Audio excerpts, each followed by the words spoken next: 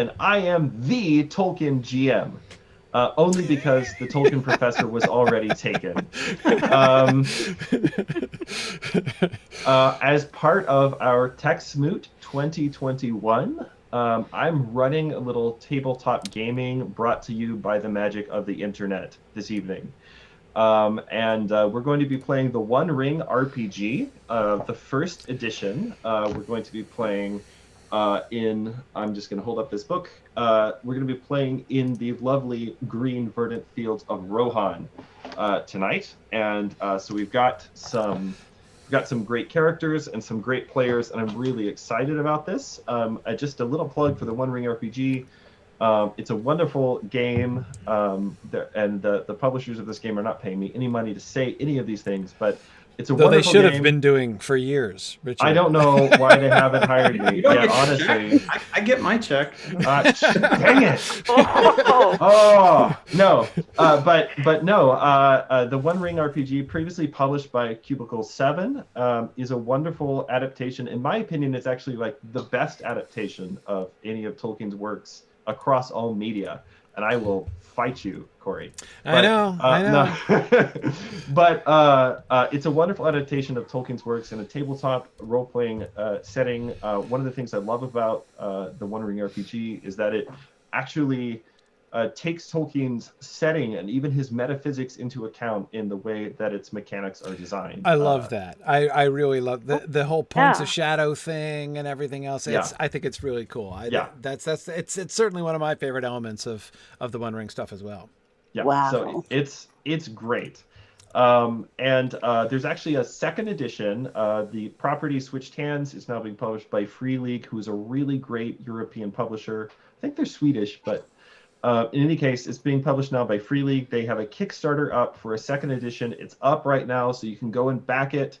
And you'll probably be hearing more about that in the near future, hopefully. But I would encourage you to go check it out. It's cool. There's a totally new art, kind of like a art theme. I can't word now all of a sudden, art theme. That's not a phrase that somebody says. But anyway, it's got a totally new look and feel, as we would say in software development. Right. And it's really fantastic. So I hope it's got PDFs. It does have. It will have PDFs. Yes. Oh, yes. good. Yes. So Yay. I've got 4 players with me here this evening, and 2 of them are very experienced when it comes to playing tabletop role-playing games, and the other 2 are completely brand new. So what I would like to do is ask you guys to go around, and we'll start with Mary, to go around and just introduce yourself. You can put a plug for any interesting projects you might be working on, but just tell us about yourself and which character you'll be playing this evening. My name is Mary Dole. I have been a Tolkien fan since the age of 17, and will be 73 next May. And I don't have any particular projects or whatever. I do attend the Exploring the Lord of the Rings class, and occasionally Mythgard classes. And I am a total novice at this, so please forgive me, everybody, if I don't want to slow anyone down. Anyway, my character is named Theodwyn the Fae, and she's rather opposite to how I am. I'm not a warrior type at all, but we'll have fun. All right. So Stan, if you'd go next. Sure. My name is Stan Shin, and I have a blog, dicehaven.com, where I write about role-playing games, and we also have a podcast. I have been a fan of the Lord of the Rings and The Hobbit since my first introduction was the Rankin Bass The Hobbit, which came on. I watched it on a little black and white TV in 1977, and then after that, I've been a fan ever since. And I've been role-playing since 1978, so it's a great combination. Lord of the Rings, role-playing, awesome, like peanut butter and chocolate. And Two tonight, great tastes that go great together. that's ding ding. And tonight I'll be playing Eomund the Hunter. We're also not getting any money from Reese's. I just should point that out. All right, so Stan is going to be playing Eomund the Hunter. Is there anything about Eomund that our players, sorry, our audience should know, or fellow players too, for that matter? Oh yeah, so he's a rider of Rohan. He has a fey mood. He has a curse of vengeance. And of course, being a rider of Rohan, he is good at horsemanship and beast lore and orc lore.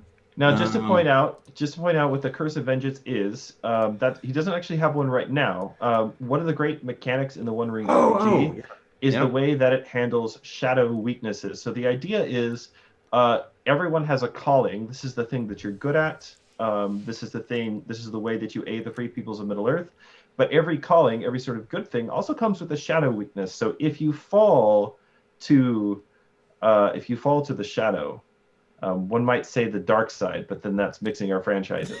Right. If you fall to the shadow, then you end up that manifests in a different way depending on what your calling is, right? And so in your case, you're a slayer. You're out there to Eomund the Hunter is all about killing bad guys essentially, and but that manifests as a curse of vengeance if he should fall to the shadow. I better not fall to the shadow then. Yeah, well, it's unlikely to happen in a single session. Right. Usually that's the sort of thing. So the One Ring RPG is really a game that's meant to really shines in long-term play. So for instance, I just wrapped up, literally 2 weekends ago, I wrapped up a 7-year campaign. Wow. With some folks, and you really get to see some of these mechanics come into play over the long haul like that. 7 years of real time, 30 years of game time. I was going to say, how many generations of characters did they go through? Several. In the time that we played, I think we got through a total of 46 player characters. Wow. And we kept very meticulous notes of every single character, and it's a wonderful artifact that we have for that game. So that said, I've only ever had one person, and it is a Signum person, so I don't want to name names because he might be watching. You know who you are. Who did have a bout of madness, like went full Boromir within a single session of the game. So I don't anticipate that happening tonight, but people can surprise you. All right, so Corey, can you tell us who are you? My name is Corey Olson, Tolkien professor, president of Signum University. The Tolkien professor. I have to give you a hard time about that every time. Yes, exactly. I'm a Tolkien professor, and I am tonight I am playing Guthlof the Outrider.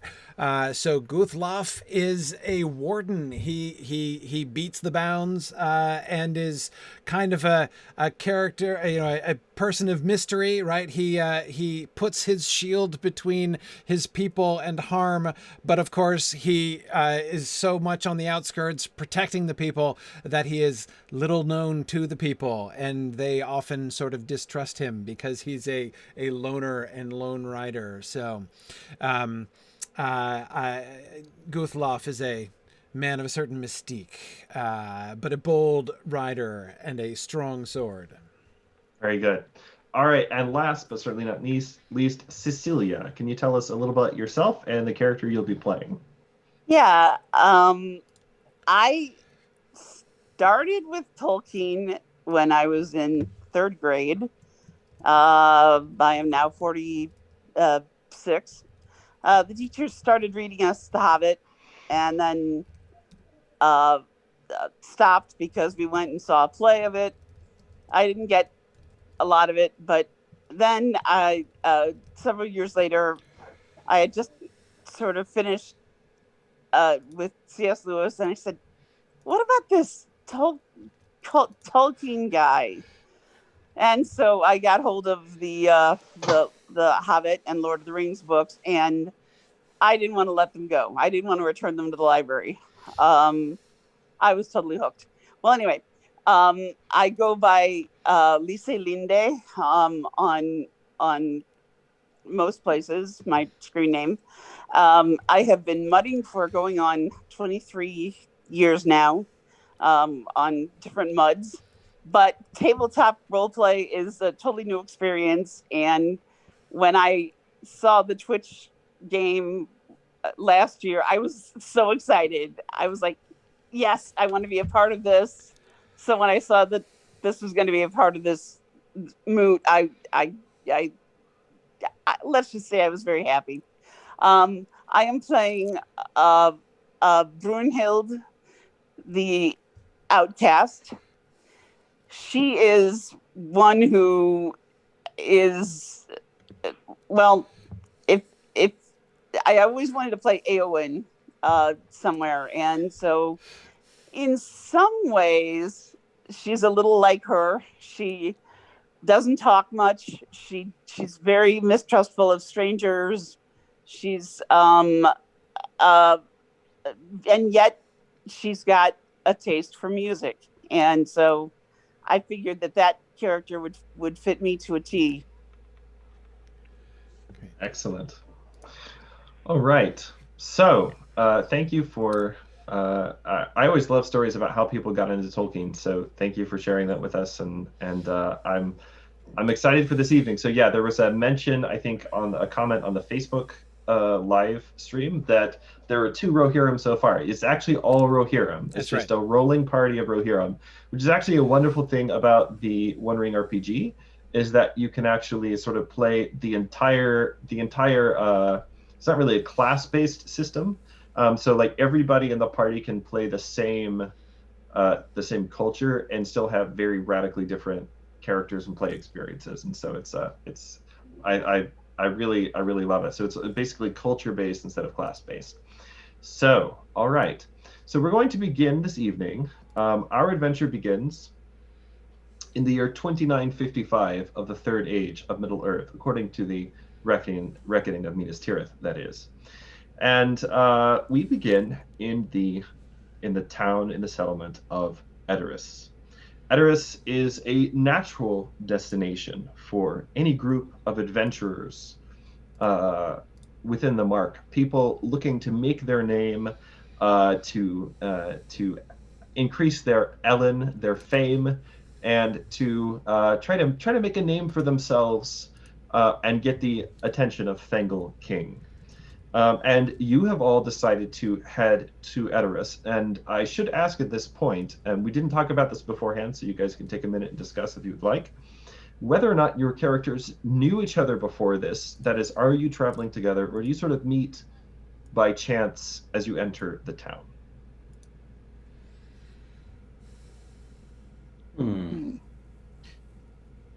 It's up to you guys. It seems to me that since there at least 2 of the characters are sort of loners, they may not have met. I was thinking the same thing. Yes. Yeah. Okay. So you guys are. Go ahead. No, that's all right. Go ahead. So your group sort of shuffled together. You've, of course, all ridden in. Being Rohirrim yourselves, you all have horses. You're welcome to name your horse. There's even a place for that on your character sheet. I didn't do anything with that because I was pressed for time, but you're welcome to name your horse if you would like. The pro tip: real Anglo-Saxons, and therefore Rohirrim, name their horses based on whatever color they are. Or they name their colors based on whatever horse they are. It's a little hard to tell sometimes. Darn, that kills the name I was going to use. It's a good Anglo-Saxon joke for those of you who have taken the class. So you are headed in, and you've all come to Edoras specifically because you've heard that Thengel King has urgent need of brave adventurers. There have in fact been some troubles that have been afflicting the Westfold recently, and he needs people who are willing and able to investigate and stamp out such trouble. And I think at this point, I'd like to have everyone actually roll a D10 for me. D10? A D10, which is not one of the dice this game usually uses. Okay. But Corey and Stan, you guys should be able to roll in the chat. Yep, Stan, you figured it out. Okay. When I go? Yep, there's yours, Corey. Okay. And then can you guys go ahead and roll some for Mary? You can roll your own, and if one of you wants to roll, I will one roll for for Cecilia as well. Yeah. There's Cecilia's roll coming up. There it is. Cecilia's a chicken and won't roll on her own. It's That's okay. okay. Not a big deal. Mary, could you go? What did you get? Is it be a Eight. 10-sided dice? Okay, you 8. also got an 8. Okay, so I'll begin with Aelmund. Aelmund, you don't know precisely why Theoden King has called a muster, but you've heard that there are caves in the White Mountains, so shaped that the wind blowing through them whispers long forgotten secrets that should have remained buried. You've also heard of the troubles with the Dunlendings, which stem, according to what you were told growing up, from the deep jealousy that the Dunlendings have, because they don't know how to raise and ride such wonderful horses, as obviously you guys do. Guthlof. You've heard that orcs in large numbers have been sighted in the White Mountains, and no one knows precisely where they're coming from. You've also heard that Thengel King's inability to settle the squabbles among his marshals once and for all makes it difficult for him to deal with this threat, which may be why he is calling upon such Ratcha, such wandering adventurers, such as yourself.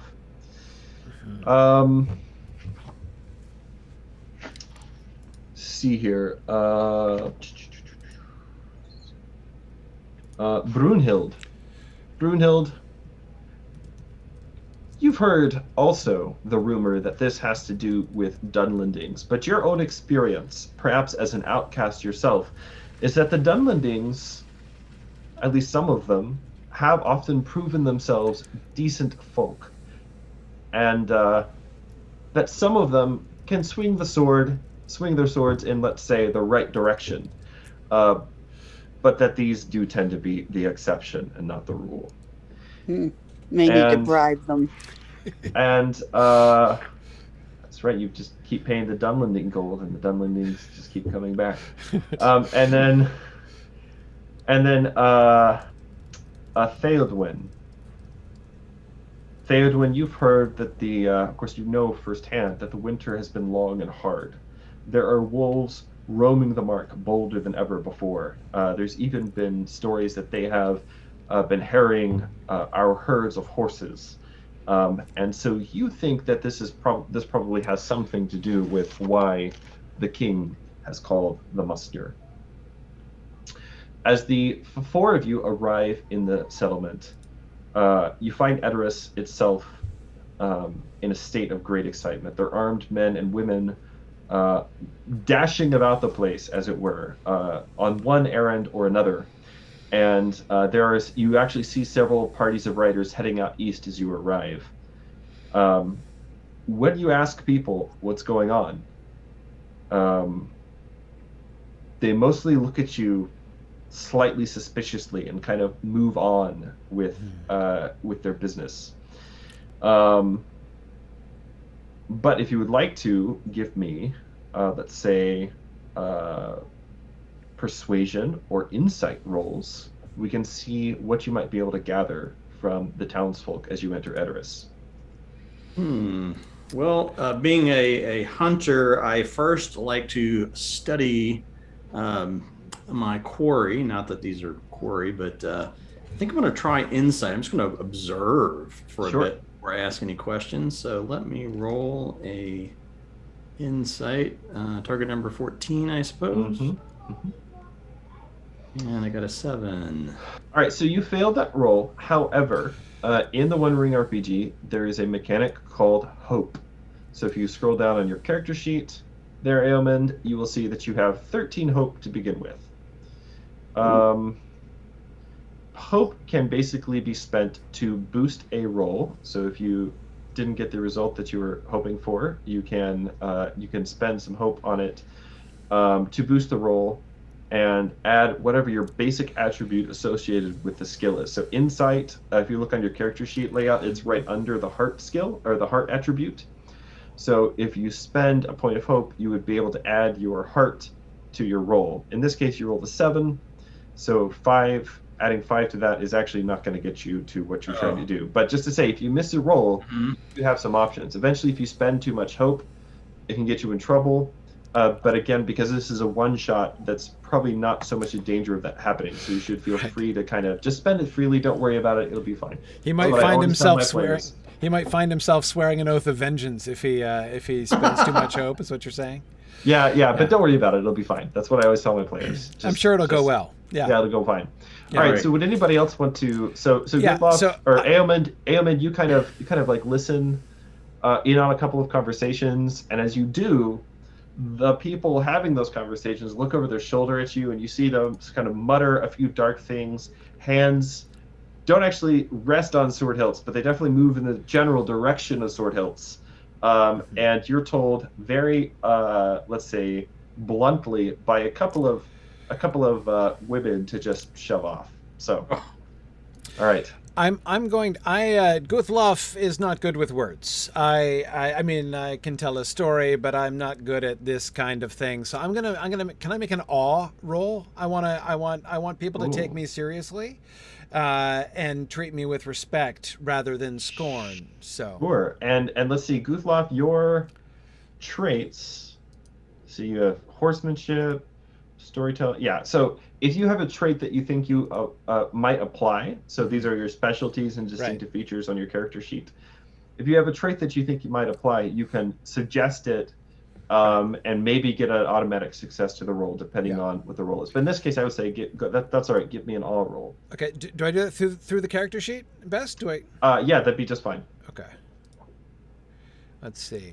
Oh, wait a second. Oh, there we go. Oh no, wait, it's asking me to input the value. No, hang on. That's not what I want. It's It's going to ask you to input a target number, which will be 14. Okay, right. There we go. Ooh, nice. Great success. All right, so you got a great success. A great success means that he rolled a 6 on one of his success die. Okay, so all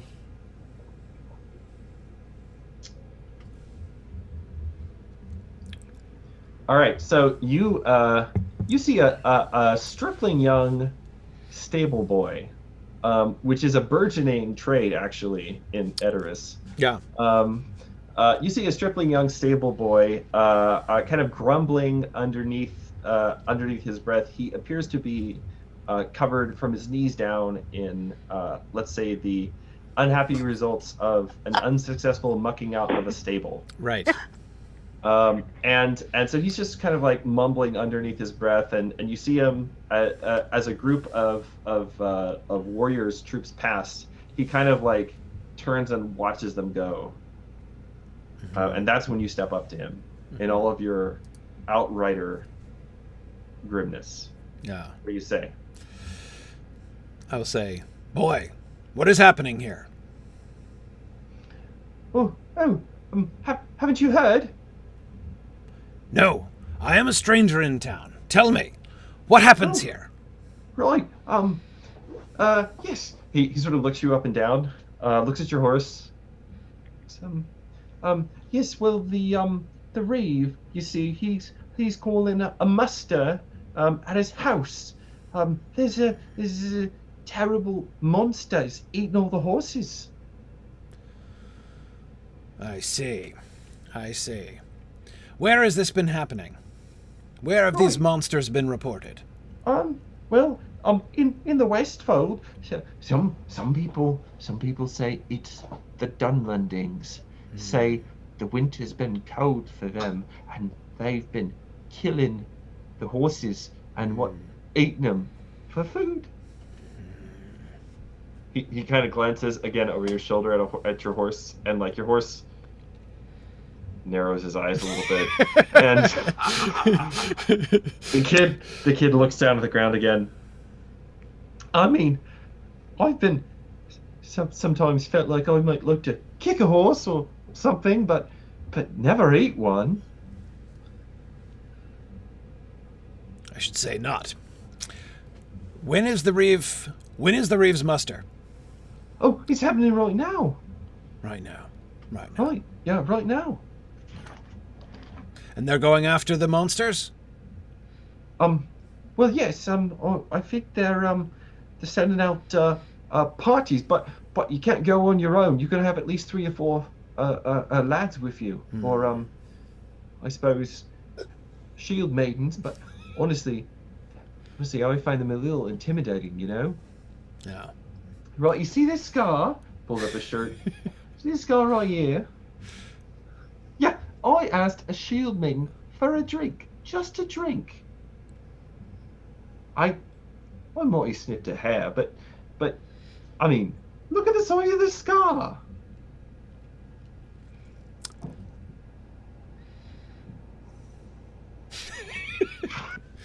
Okay, so I will thank the lad. Thanks, lad.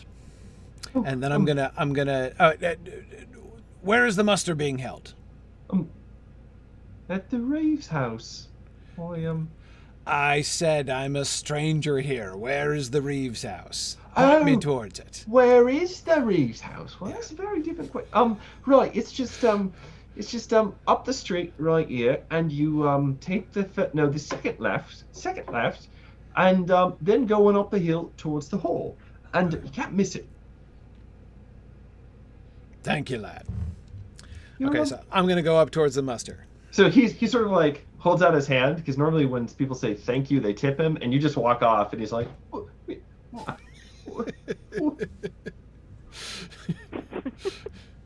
That's right. all right. So the rest of you, I'll leave it up to you guys. Do you overhear this? Do you sort of follow in behind Guthlof? I was thinking so. Yeah. I was thinking so that especially Theodwin, she's all eager to go find out what all this is about. Yes. All right. Now, I have a question. Yes. I don't have Brunhild's character sheet in front of me, of course, Yes.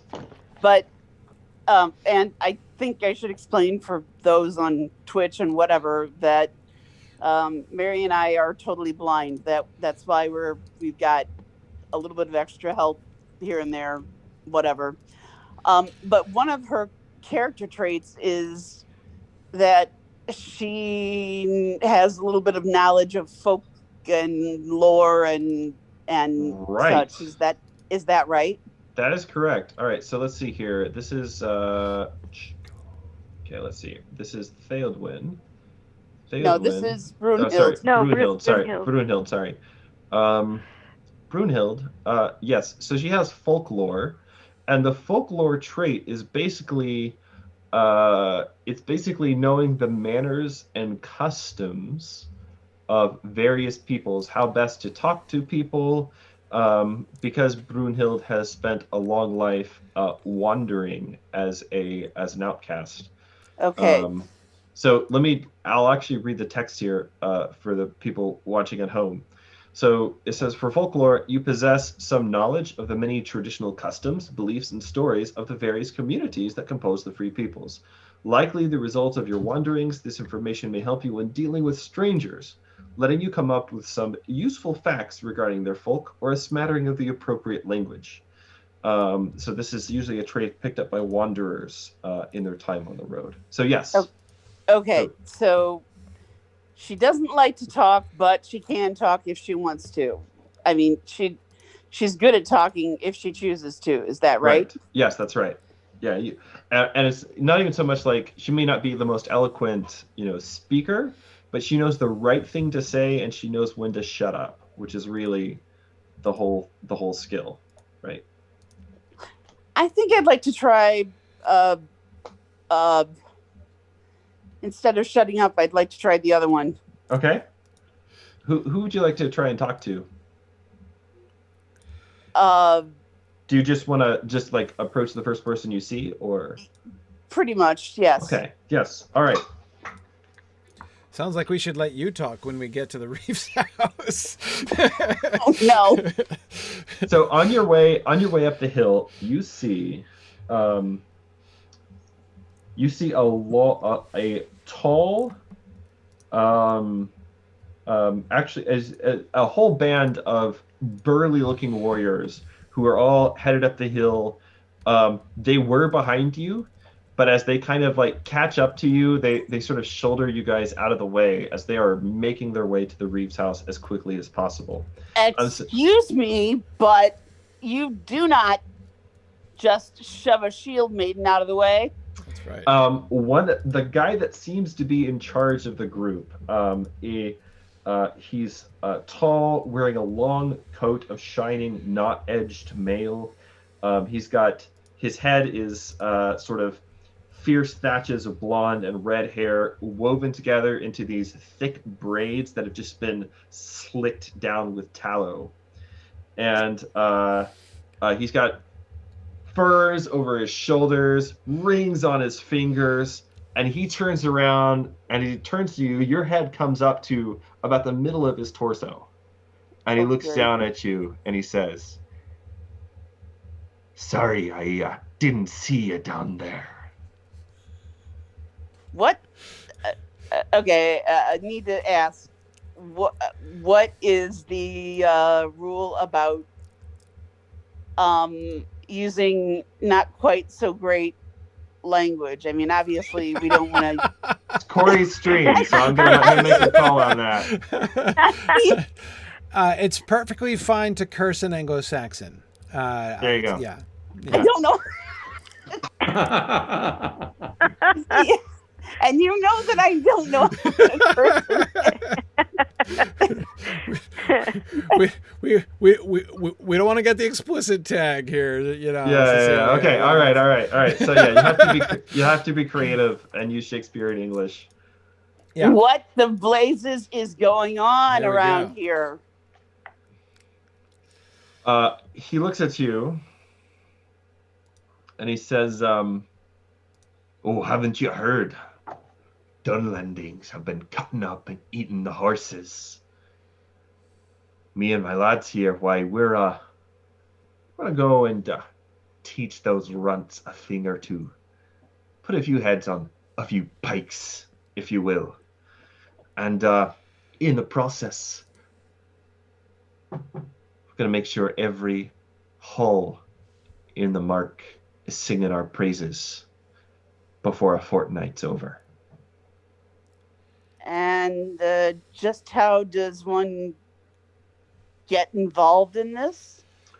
Well, personally, I recommend you go back to your needlework or whatever it is that pretty little things like you are supposed to be doing. I'm a this time of shield year. maiden, not a needle worker. As for me and he nods in the direction of Guthlof and Eomund. Any so inclined to follow me? Well, we're off to the Reeves house to get our orders, and then from there, I plan to lead us on to glory. So, go ahead. So, Theodwin has heard this. Now, she's also a shield maiden, and she wants to stand up for her people, so to speak. She walks up to these guys and Brunhild. "I don't know what you guys think you're doing, but I stand with her." And I trot up on with my horse, whose name is Isig, if I'm saying that right, which is white. So he's got the beautiful white horse with a flowing mane, kind of a dappled gray in some spots. And I say, it's all fine and good to have the glory, but it remains to be seen if it's if the hero is one of us, or perhaps it's a shield maiden. And I look, and encouragingly at the two women in our midst. Brunhild looks a little surprised, but not unhappy. Guess we should go to the Reeves house then. I think we should. Sounds like a good idea. We're not going to start a rumble with this guy? I'm ready. Save the fighting for the Dunlending. And Thought about it, but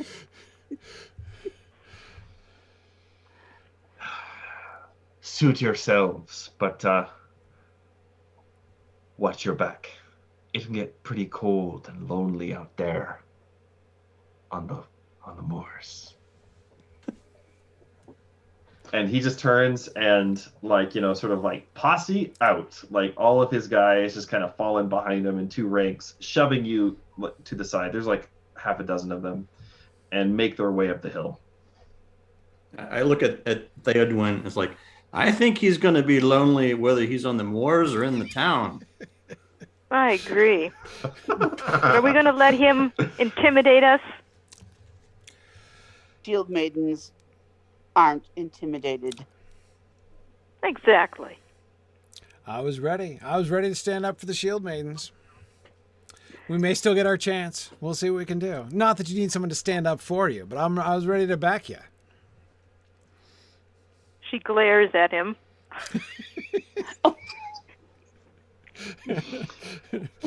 Well, let's go see Theoden King before Thingle King before. Well, it's not Thingle King you're going to see. It's the Reeve. It's the Reeve. Yeah. Oh, the Reeves.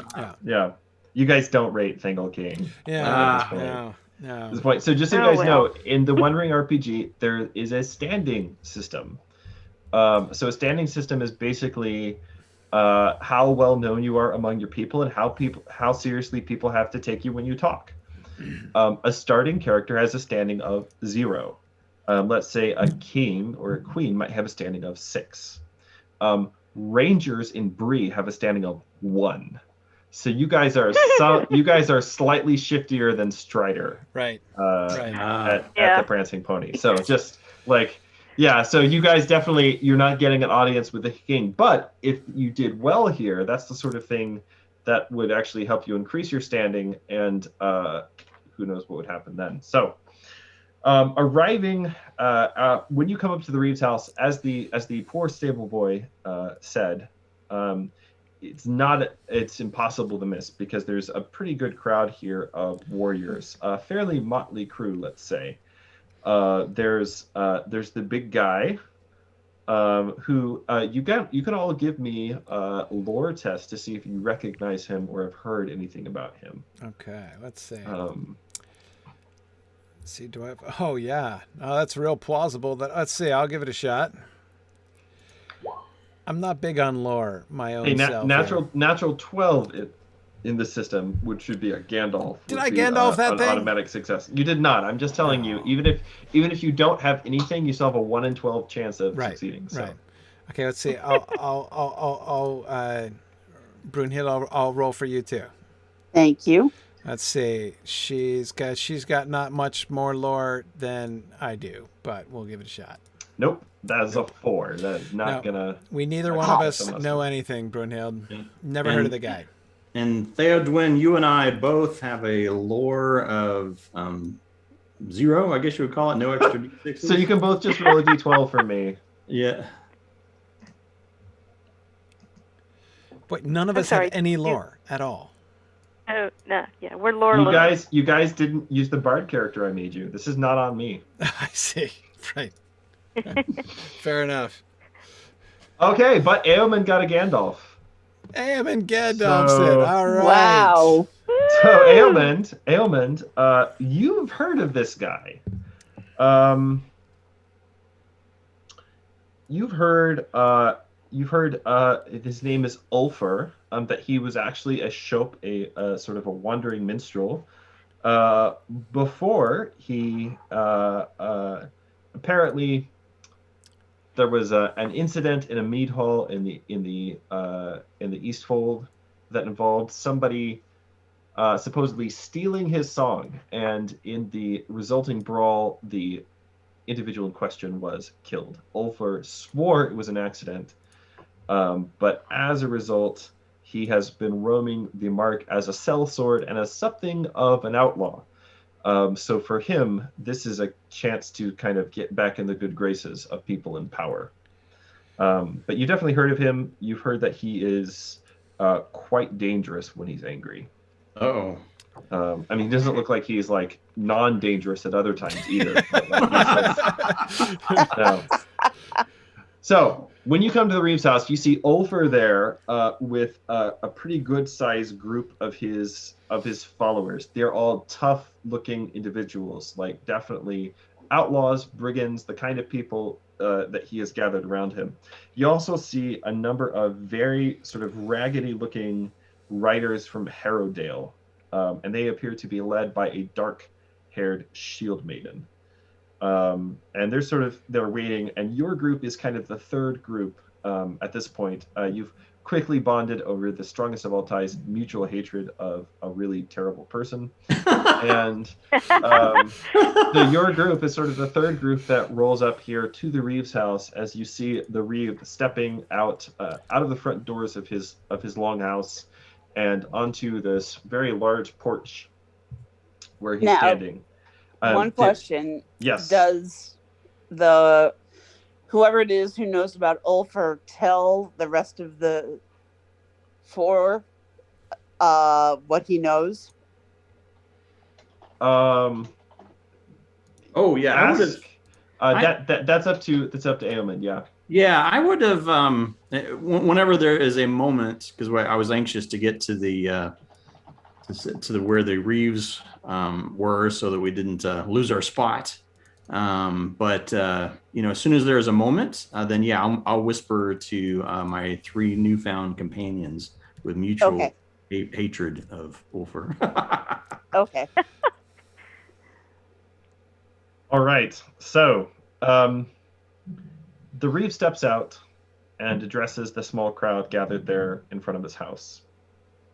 He says, "My friends, the winter has been hard, and, the king's men are all committed to urgent matters in the east. Thangel King bids you unsworn warriors now to take his gold.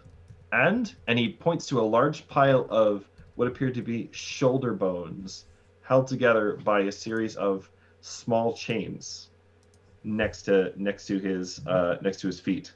And he points at this pile of bones, and he says, "Thangel King bids you unsworn warriors now to take his gold, and one of these maps.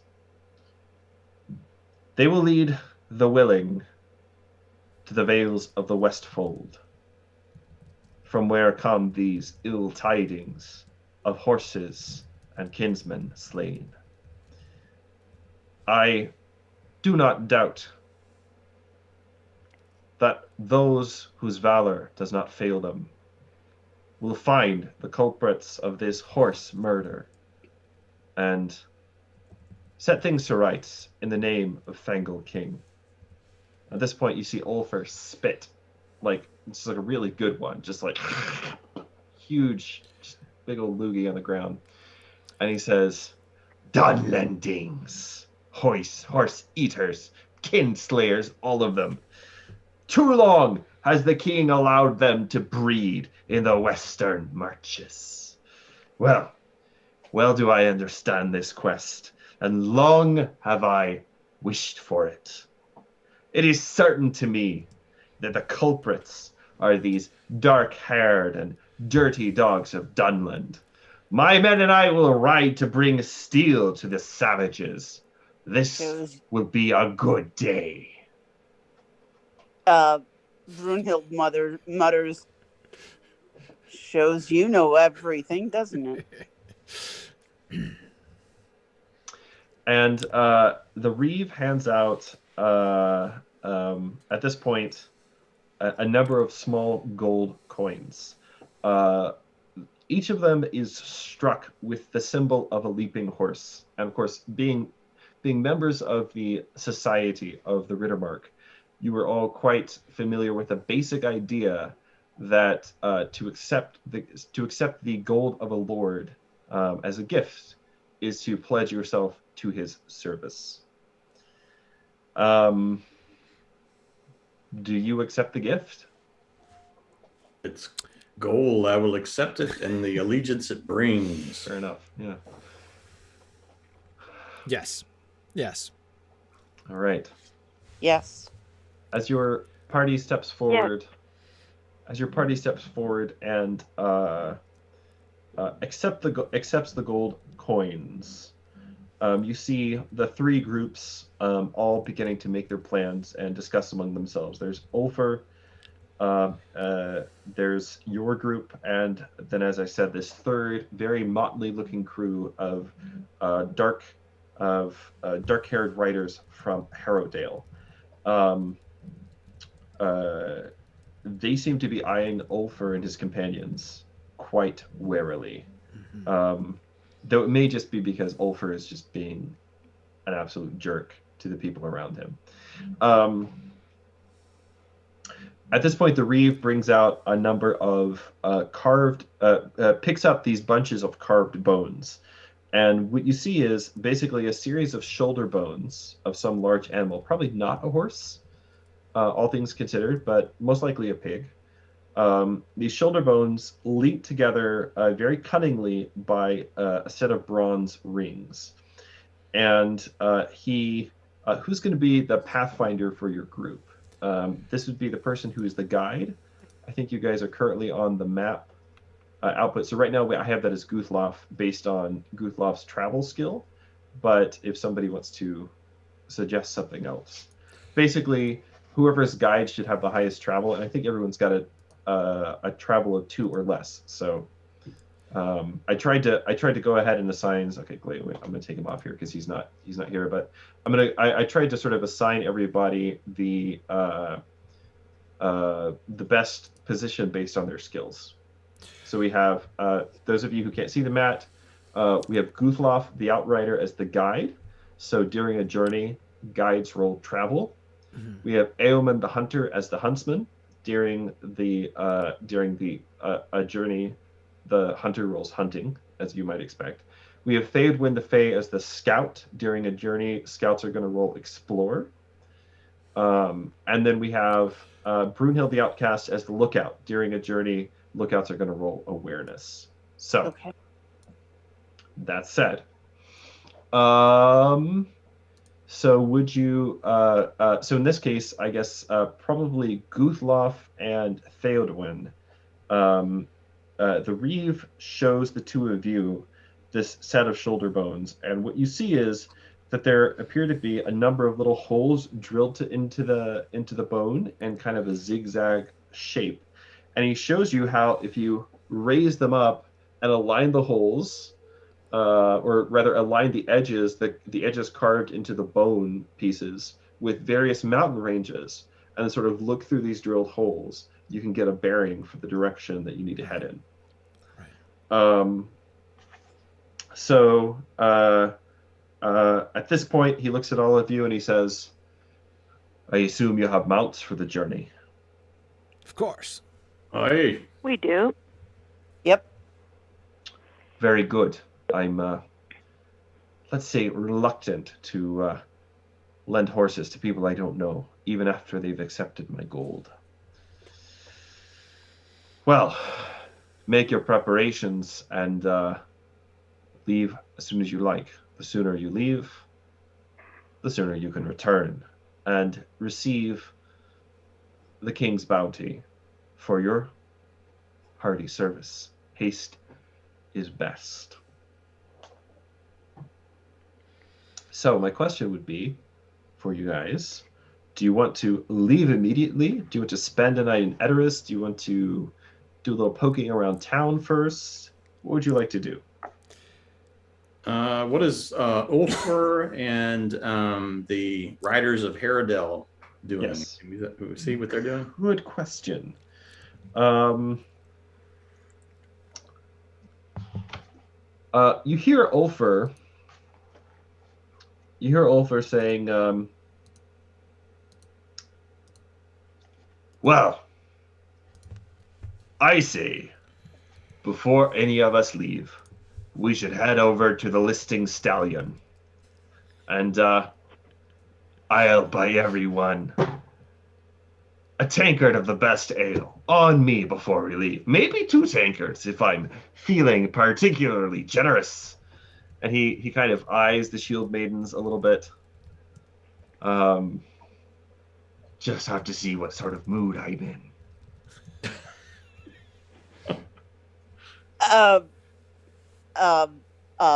Brunhild stares at him with a very level,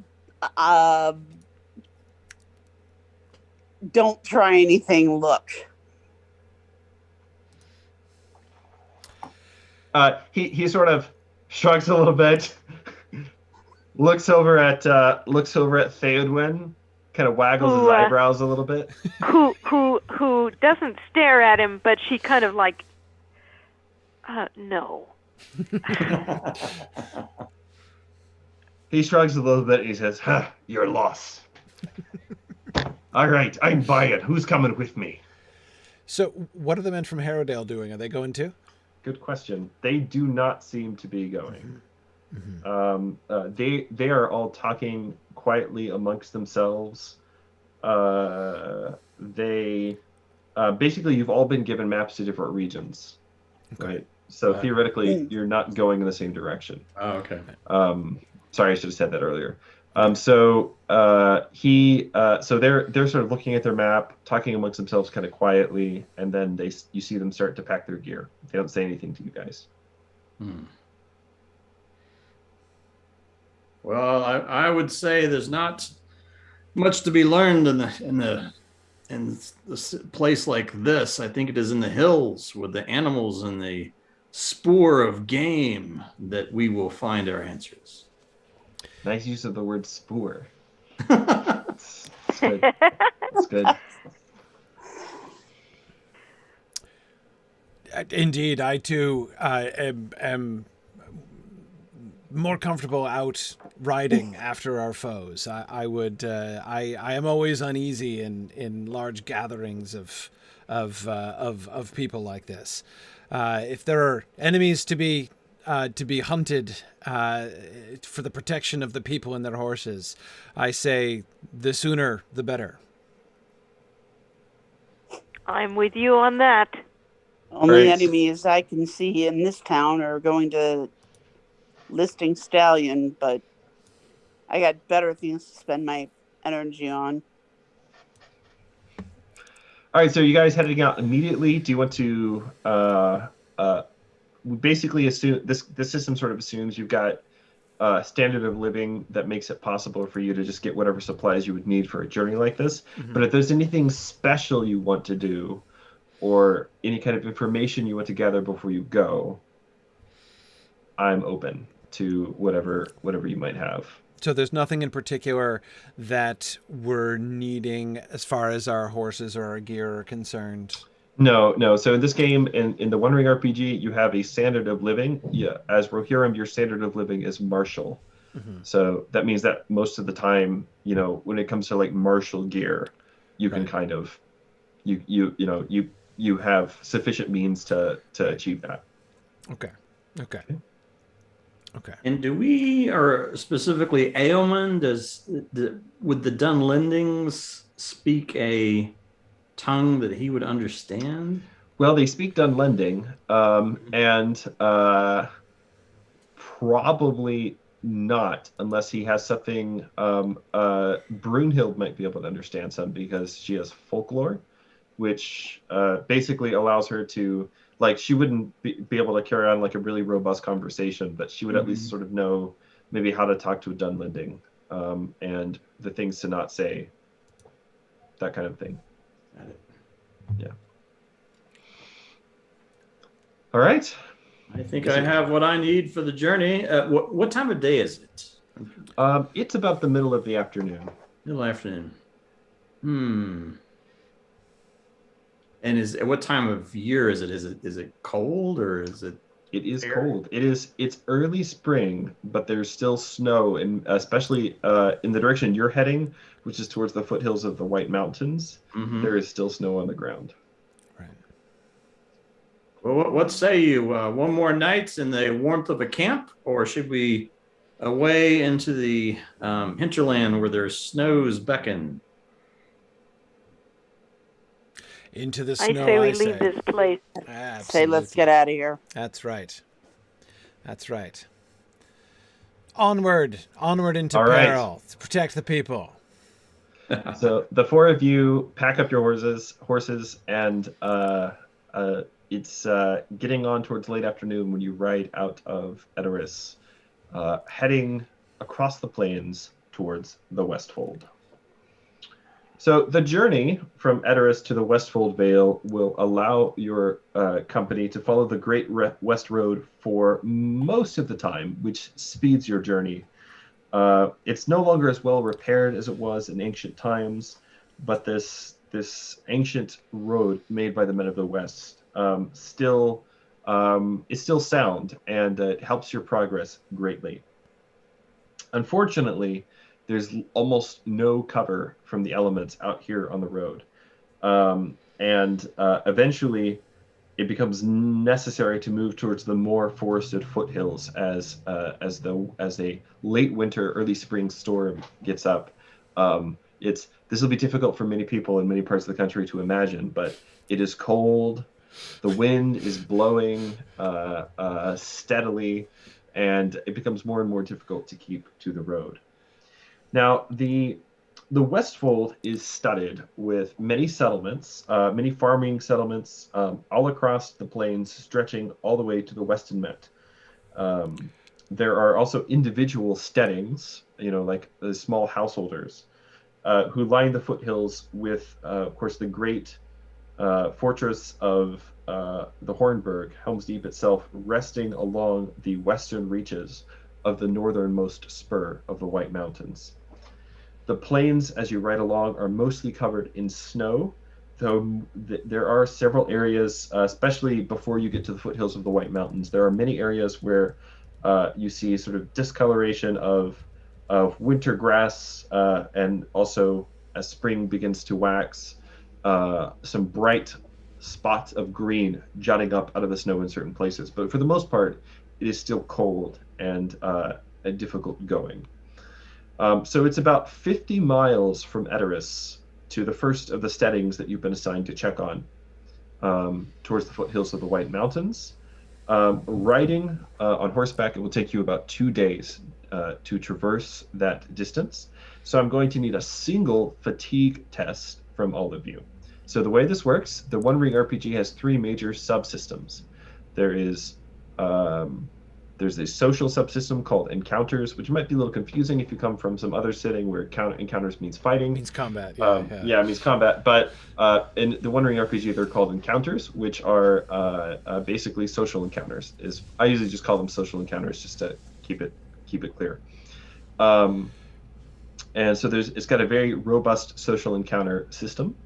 Especially if you're trying to persuade somebody to do something other than what they had originally intended on doing, which makes it possible to have an extremely tense 2 to 4 session epic, like Council of Elrond style adventure, where the whole time you're just trying to figure out politics, proving yet again that the Council of Elrond is the best chapter in the Lord of the Rings.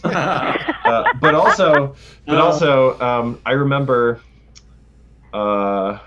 Without getting too specific or too political here, a few years ago, there was a woodman election in my really long Mirkwood game, and it accidentally coincided with a real world election, and let me just say that one of my players came away saying, I am more angry about this than I am our actual country that we actually live in right now. Like, it was great. So the One Ring RPG has a very robust social encounter system. It also has obviously a combat subsystem, which most role-playing games do. But then the third one it has is travel. Tolkien's books, stories, adventures always involve a lot of travel. It's not really a Tolkien story unless you are walking somewhere or writing. And so we're going to be, and so this is a journey, and the way journeys work is depending on the distance of the journey you're taking and the kind of terrain you're crossing and how strongly the shadow has touched the terrain that you're crossing. You have to make a series of fatigue tests and sometimes also corruption tests. So actually walking through bad places is enough to drive you towards the shadow in the One Ring RPG, which is a thing I really love. Like sometimes you're like, well, my players just blew through that monster much easier than I thought they were going to, but at least they have walking. I'll probably get them with a walking, you know. So in this case, it's not that difficult of a journey. You're only traveling about 50 miles, and you're on horseback. So I'll only need one test from you. So in this case, you're all going to roll travel. And I usually play with an alternate rule that says you are either allowed to roll travel or the skill specifically associated with your role in the party. So if you're a huntsman, you could roll hunting instead. I think everyone here has pretty decent travel, though, so you can just give me a travel roll. And this is relatively easy. It's going to be a target number of 12. So you're going to roll against a target number of 12. And Theodwin and I both have a travel of rank 2 or level 2. I don't know. Yeah, rank 2 is fine. Rank 2. Yeah. Okay. You might want to reconsider your who you named as the guide here. So the good news is that Brunhild makes her roll. Yes. Brunhild, you made your roll with a great success. You are, as an outcast and a wanderer, you have no trouble with a short little journey like this. Oh, good. Unfortunately, Guthlof rolled an Eye of Sauron. I have Sauroned it. Yeah. Oh, yeah. no. Oh, man. Yeah. So when you roll an Eye of Sauron on a journey, you get a hazard. And the hazards are sometimes minor inconveniences that if you fail to deal with correctly, they can turn into major inconveniences. All right. And so for everyone who missed their roll, so Mary, you want to give me a D12 and 2 D6s and tell me what you get.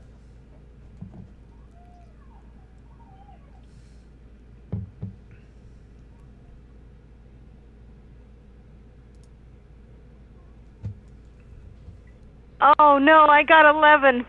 Oh, no. So did you get 11 total, or you got an 11 on your D12? Oh, well, you said, I'm not sure how to do this, so, Sure. maybe somebody else should do this for me, because I don't want to blow Oh, that's it. okay. Either way, so basically you roll a D12, and if that one comes up on 11, then it's an Eye of Sauron. Okay, no, it was a total. I thought a 1 was an Eye of Sauron. No. On a D12, you have 1 to 10, and then Oh, the 11 1 to is an 10, Eye of okay. Sauron, and I see. 12 is a Gandalf. I see. Yeah. Okay. Yeah. Okay, so if you just got an 11 total, you're actually okay. You're 1 short, so you do fail. Now, Mary, and Okay, it looks like Eowyn missed by 1. Can I spend a hope? Ailmond. Yeah, so Mary and Ailmond, you can both spend a point of hope if you want to make your roll. Yep. Okay. Okay, so Stan, if you could mark that off on Mary's sheet, that'd be great. I will do that. And then, as I said, Brunhild the Outcast makes her roll with a great success. She's having no difficulty traveling. Guthlof, on the other hand, despite all of his outriderness, Not covering Guthlof? myself with glory at the outset of our journey here. not covering yourself with glory. No. The blanketing snow and just the monotonous similarity of the vales that open along the White Mountains force you to retrace your steps more times than you're proud of, and you sort of hope the other adventurer, like the rest of your company, who you just met like 5 minutes ago, you hope they don't notice, because you should be better at this. Yeah. But all ways seem the same to you, and I need you to go ahead and give me another travel test. This will be against the TN14. 14. Okay. This is to see, because you are retracing your steps,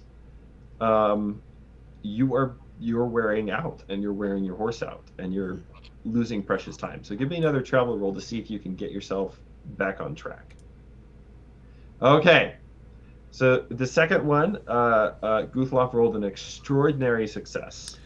So Guthlof, you were able to, just in the nick of time, remember that handy map you were given. Hey, listen, better. I didn't want to stop for directions. What can I say? Better people than you in Tolkien books have sort of forgotten about the map until a lot later than they should have, right? So So what did he roll? He got a great success. So he rolled extraordinary success. Extraordinary success. Sorry. So he rolled 2 6s on his. So you're rolling a d12 plus some d6s. Yeah.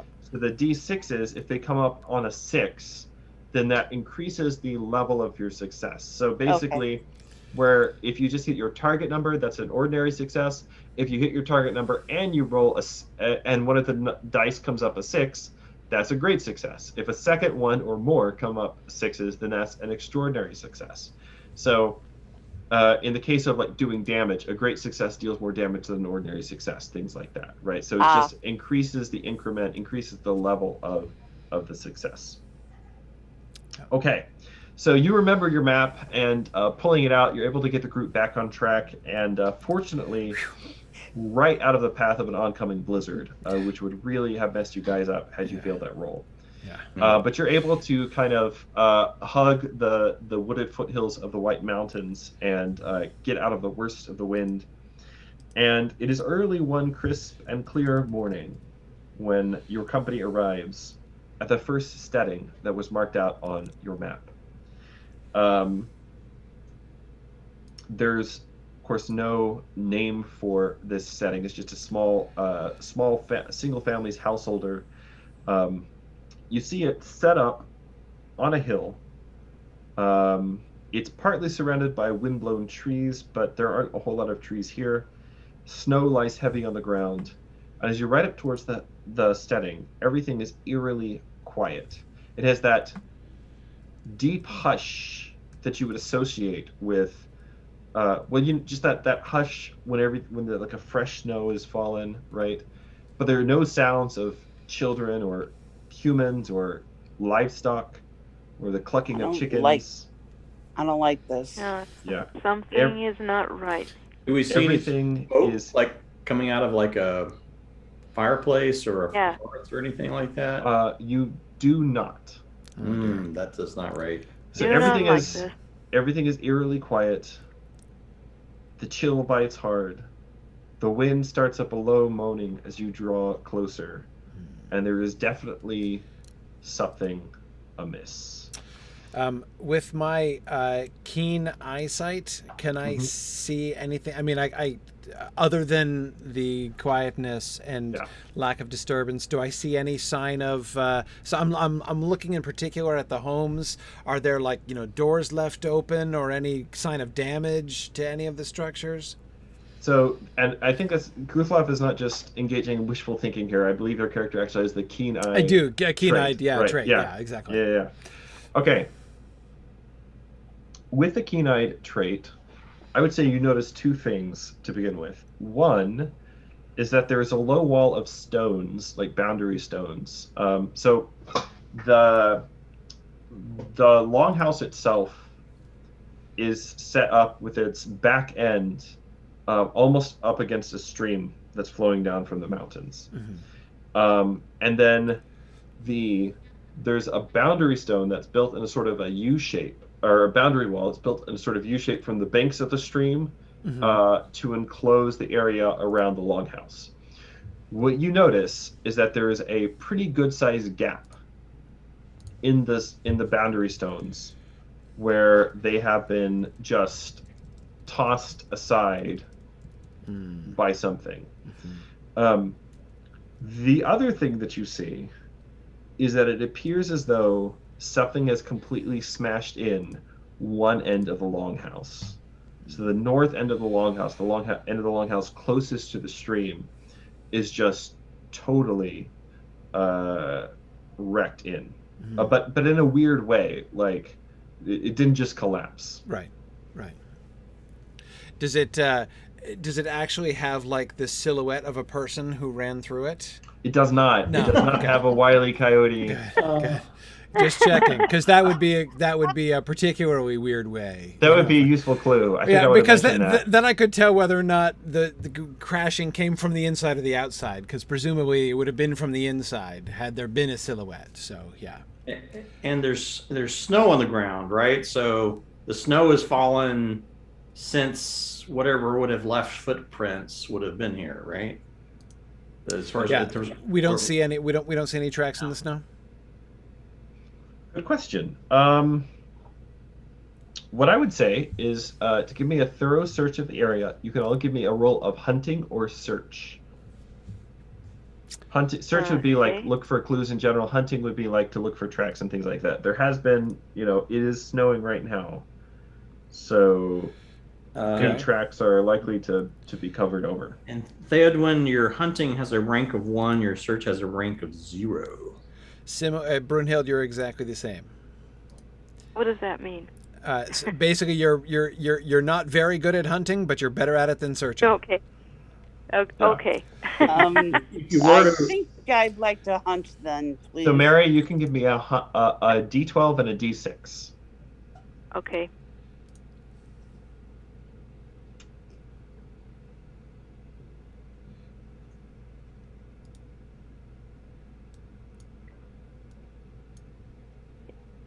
Are we going to divide up and kind of 6 and search different- 4. 6 and 4. 6 and 10 4. altogether, I guess. Okay.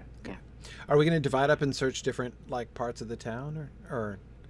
It was not a town. It's just a small, Right, like static, a single longhouse. Yeah. You can if you want to. It's not very large though, so it's not hard for you to.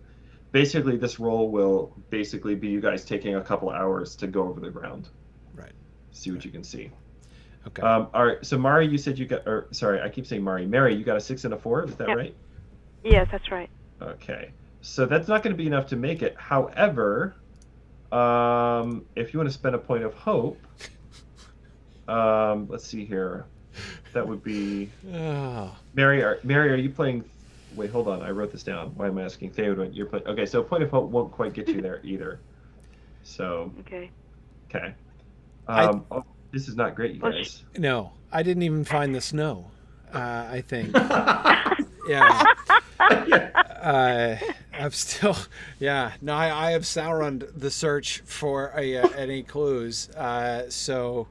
Yeah, if there are any clues, they are going to ambush me. In fact, I think is what happened, and unfortunately, I rolled almost, in fact, slightly worse for Brunhild, all things considered. Oh, thank you. So yeah, but at least you didn't get an Eye of Sauron, so there's that. True, it's true.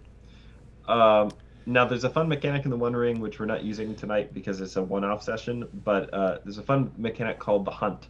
So basically, whenever you roll an Eye of Sauron outside of combat, there's a little tracker that goes up.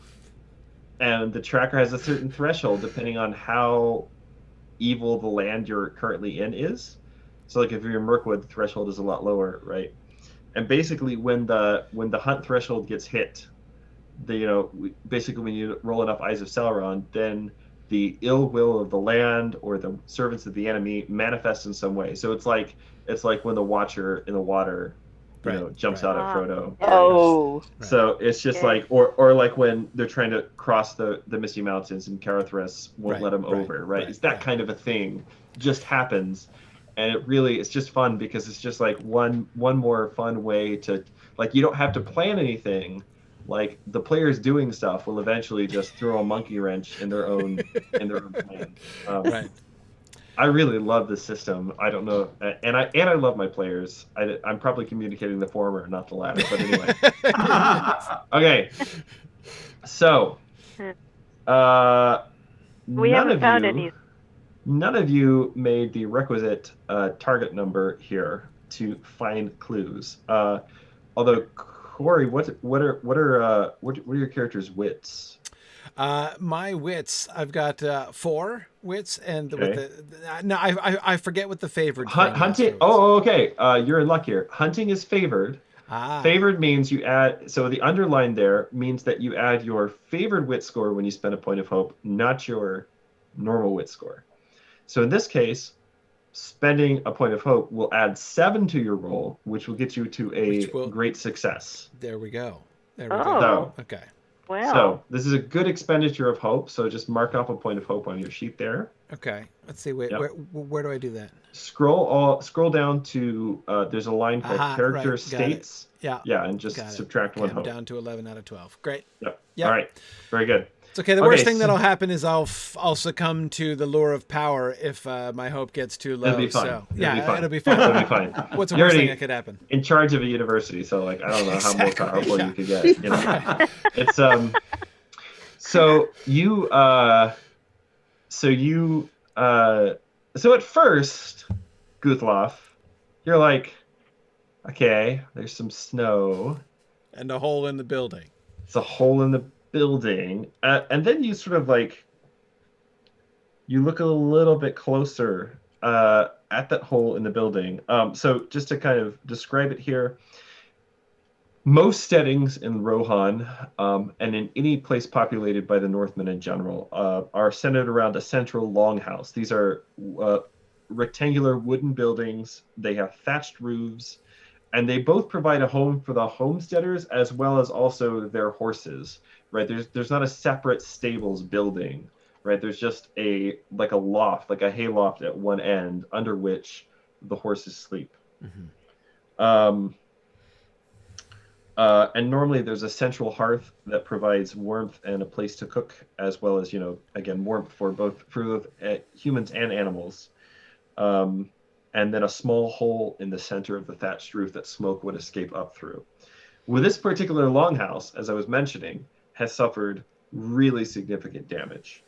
There's no smoke going up the fire has been cold for many days or hours. It's hard to tell, but there's nothing warm left in the hearth. It appears, though, as you come around the side and start to look at this end wall a little more closely, Guthlof, with your great success, it appears to you that someone has pulled the wall out of the building. So not like battered it in. That's right. Why it's like kind of odd. Like somebody's like dragged the wall away, and the rest of the roof just sort of collapsed down. Right. You find a thick iron ring on the inside side of the wall. The sort of thing that you would usually use to tie your horse with. Mm-hmm. But here you see it has been wrenched out of its socket with extraordinary force, broken and twisted. Peering inside the collapsed longhouse, you see that the hayloft, the sleeping platform, everything is just all fallen down in among it. But there are no horses or people here. As far as you can tell, beyond the collapsed building, there are no signs of any kind of a struggle having happened. I assume that what Guthlof sees, he communicates to the rest of us. Yeah, I would assume so. Corey, you're welcome to put that into your own words. The problem was they were all like looking in entirely the wrong direction, so I turned them around towards the actual building and point out the collapse. And the ring, yeah, absolutely. So there are no bodies. We don't see any. We don't see any. No blood. Yeah, no blood, no corpses. There's no blood. There's no corpses. The closest thing you find to like trace of human activity, other than the stag, but like the closest thing that you find to a trace of like somebody having done something is a small wooden bucket down by the stream that appears to have just been sort of dropped where it was. Okay. You would guess left in haste. Right. But there's been definitely enough snow and probably enough days that have passed since then that any tracks are completely obliterated. Okay. Nothing we can do here. May as well move on. All right. It's early evening, but there's still time to move on before nightfall to the next steading marked on the map. It's about a half hour's ride, you would guess. Mm-hmm. And basically it's just kind of like the next little valley over. You guys want to go ahead and push on? Let's push on. I would say I'm afraid that something has attacked this poor steading. This longhouse is in tatters. This doesn't feel like Dunlendings, or at least not Dunlendings acting alone. I've never seen a Dunlending that could do that to a wall. Hey, would would my shadow lore trait be of any help in trying to figure out what could do something like that? Have I seen or heard any tales of any creatures that would act in this kind of way? I mean, imagining many kinds of beasts that might attempt to get into a longhouse in order to attack the horses or people inside makes a lot of sense, but something that would be able to pull a wall down from the outside. That is an interesting question. What I will say is, because you have shadow lore, and Aelmund, well, two things. One is, Aelmund, you have orc lore. So Yeah, I was just what I would thinking about- what I would say is that with orc lore, Mm-hmm.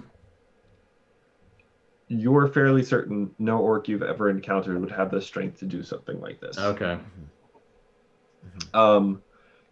What I'll say for you is, because you have shadow lore, Guthlof, I will allow you to attempt a roll.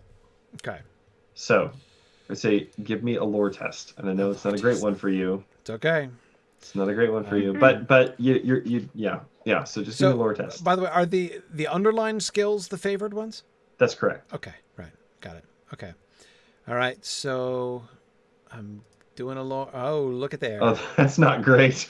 So it could have been worse. It could have been worse. Only just. So Corey rolled a 1. I know, yeah, exactly. Corey rolled a 1. Yeah.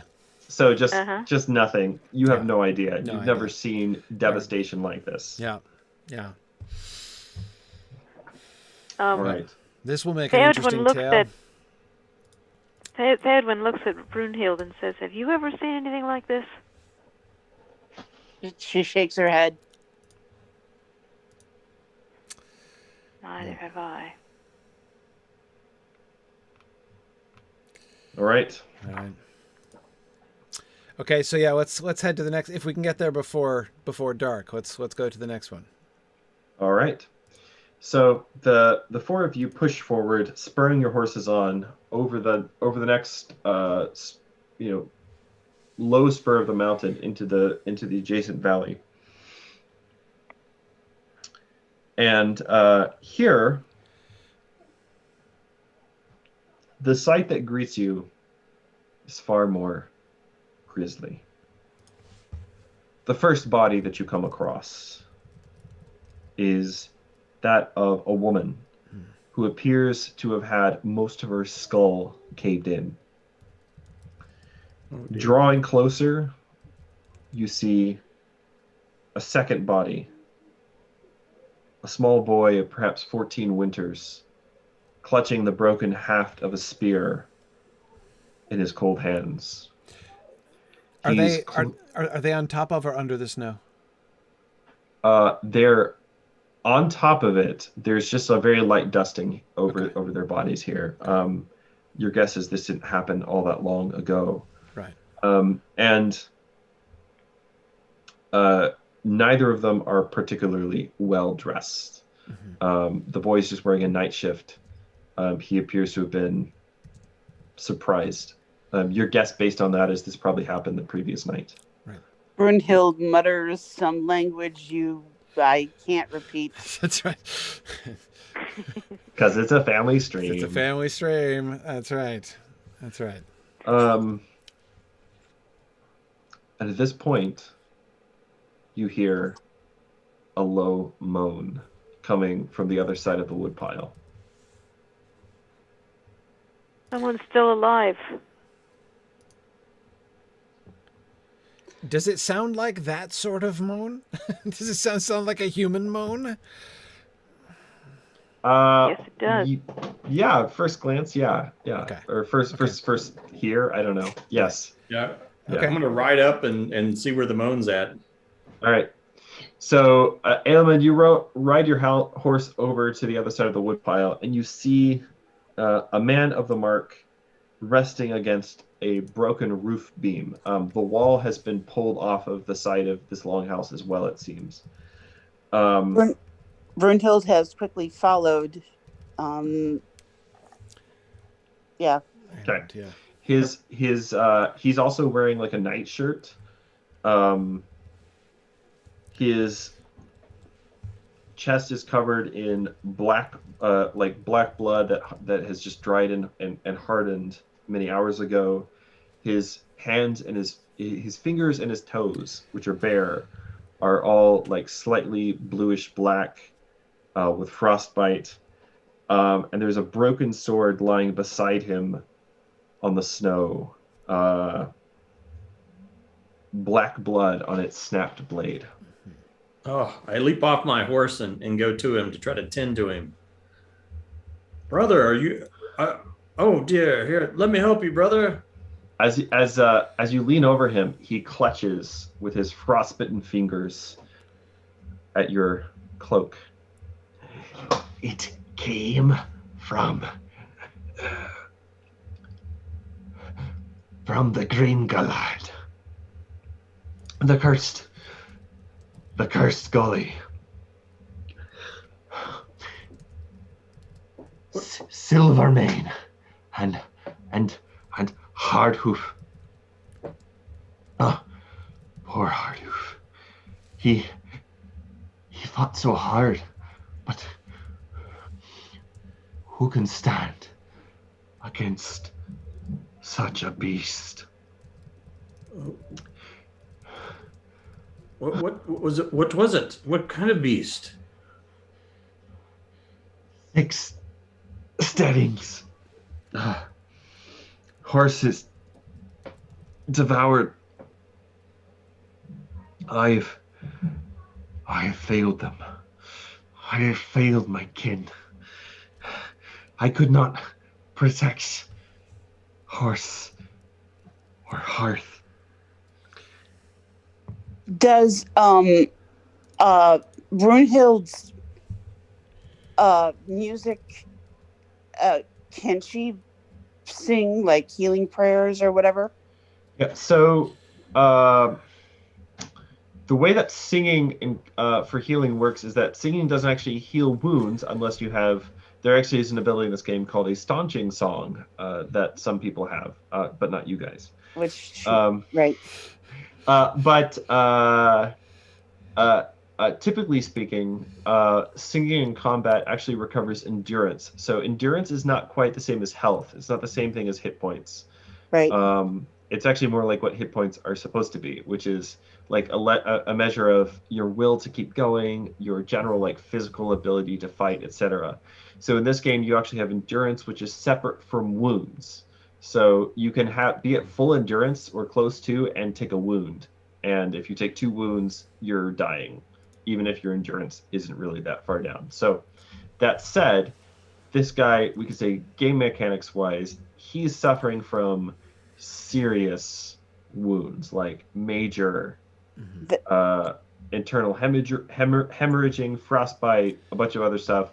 Like, so you could sing to lift his spirits, but you get the sense that that's not going to do the trick here. If somebody wants to, they could attempt a healing roll on him. But he's in very bad shape. I have no healing rank at all. Brunhild does. I've Oh, and Theodwin has 2 ranks in healing. Yeah, so does Brunhild. Does she? Okay. Yeah. Well, let us help him together. You want to have a go? Yeah. What do I need to do? So I just rolled for Brunhild. okay, Brunhild. So were you all? So Theodwin, were you also wanting to have a try Yes. at healing his wounds? All right. So Yes. Theodwin, your healing is 2, so you can roll a d12 and 2 d6s for me.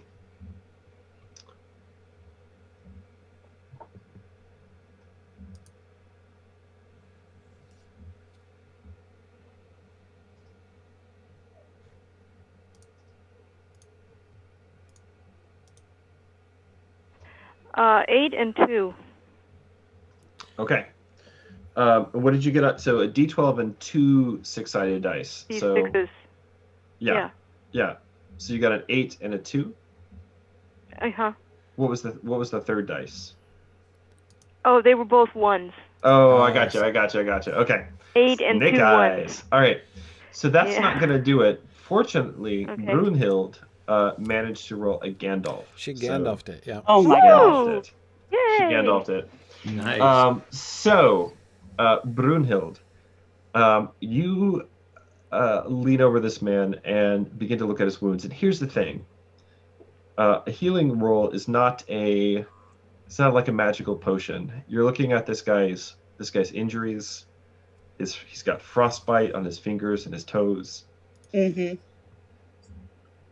You're pretty sure that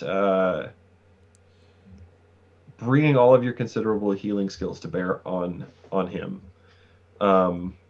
maybe if you were somewhere with a really good healing house, that'd be one thing. But out here, right now, you're pretty sure that the best thing you can do is to make him as comfortable as possible. But you are able to sort of like revive him. One assumes with a flask of brandy. That's how you revive people. Obviously, yeah. I've read books. I know things. But wait, I thought you said there weren't any magic potions. But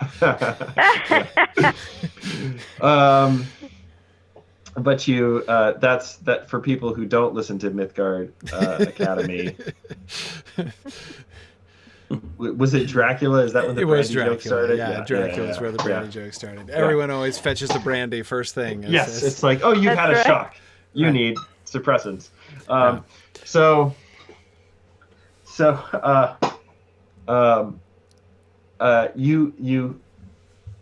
You get something warm between his lips, and you can't really do a whole lot about the frostbite at this point, but you're able to kind of rub some life back into his limbs and do your best to treat the bleeding, though for the most part those wounds have already clotted. But as you tend to him, he slowly begins to revive again, and his eyes fix on you, Aelmund. He says, I will go to meet my ancestors in shame.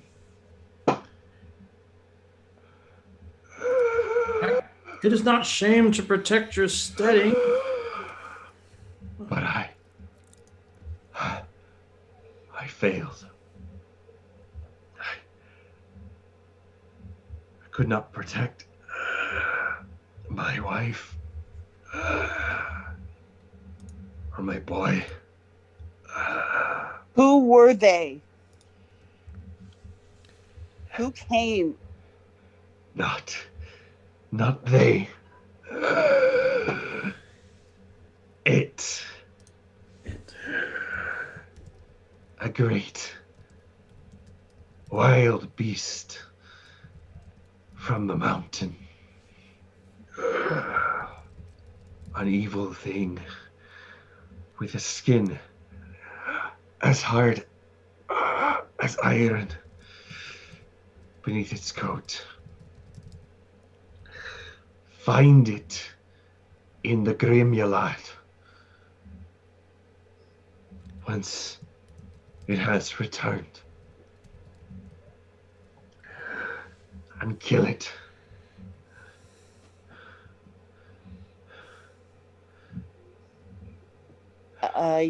I don't understand the word Grimulot. Avenge me. I will avenge you, brother. Fear not. Find it. We shall surely find and slay this We beast. will find it. We shall indeed. Grimulad, huh?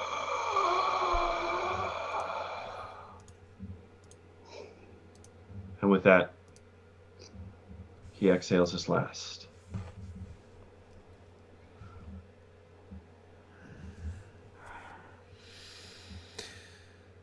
So much for being a healer. You did your best. Yeah, exactly. Sometimes Can't do there's just better only sort of so much you can do, yeah. than that. Yeah. Okay. So, Anybody know what a Grimulot is? Grimulad, it sounded like a place. Do any of you have the old lore trait? So about that bard we didn't take. Yep. Yeah. Like, You saw let's Bard. see here. Theodwin is The wandering folklore. shop. Brunhild also has folklore. Unfortunately, yeah, I got us lost in the mountains on the way here, so we were forced to eat the bard. So yeah. Oh dear. Yeah. So what's the skill? Is it lore? It's well, I was just asking if anyone has the old lore trait. Nope. I don't remember. I think she has folklore, but I don't know about Yeah, old you have lore. folklore, but not old lore. You've Yeah. got the same Yeah. one I've got. Yeah. Let's see here. Someone's got animals. But maybe somebody has heard tales of this creature. So what I would say Folklore. is everyone can give me a lore test. Okay. Guthlof, I would probably allow between maybe your storytelling and your shadow lore Mm-hmm. traits.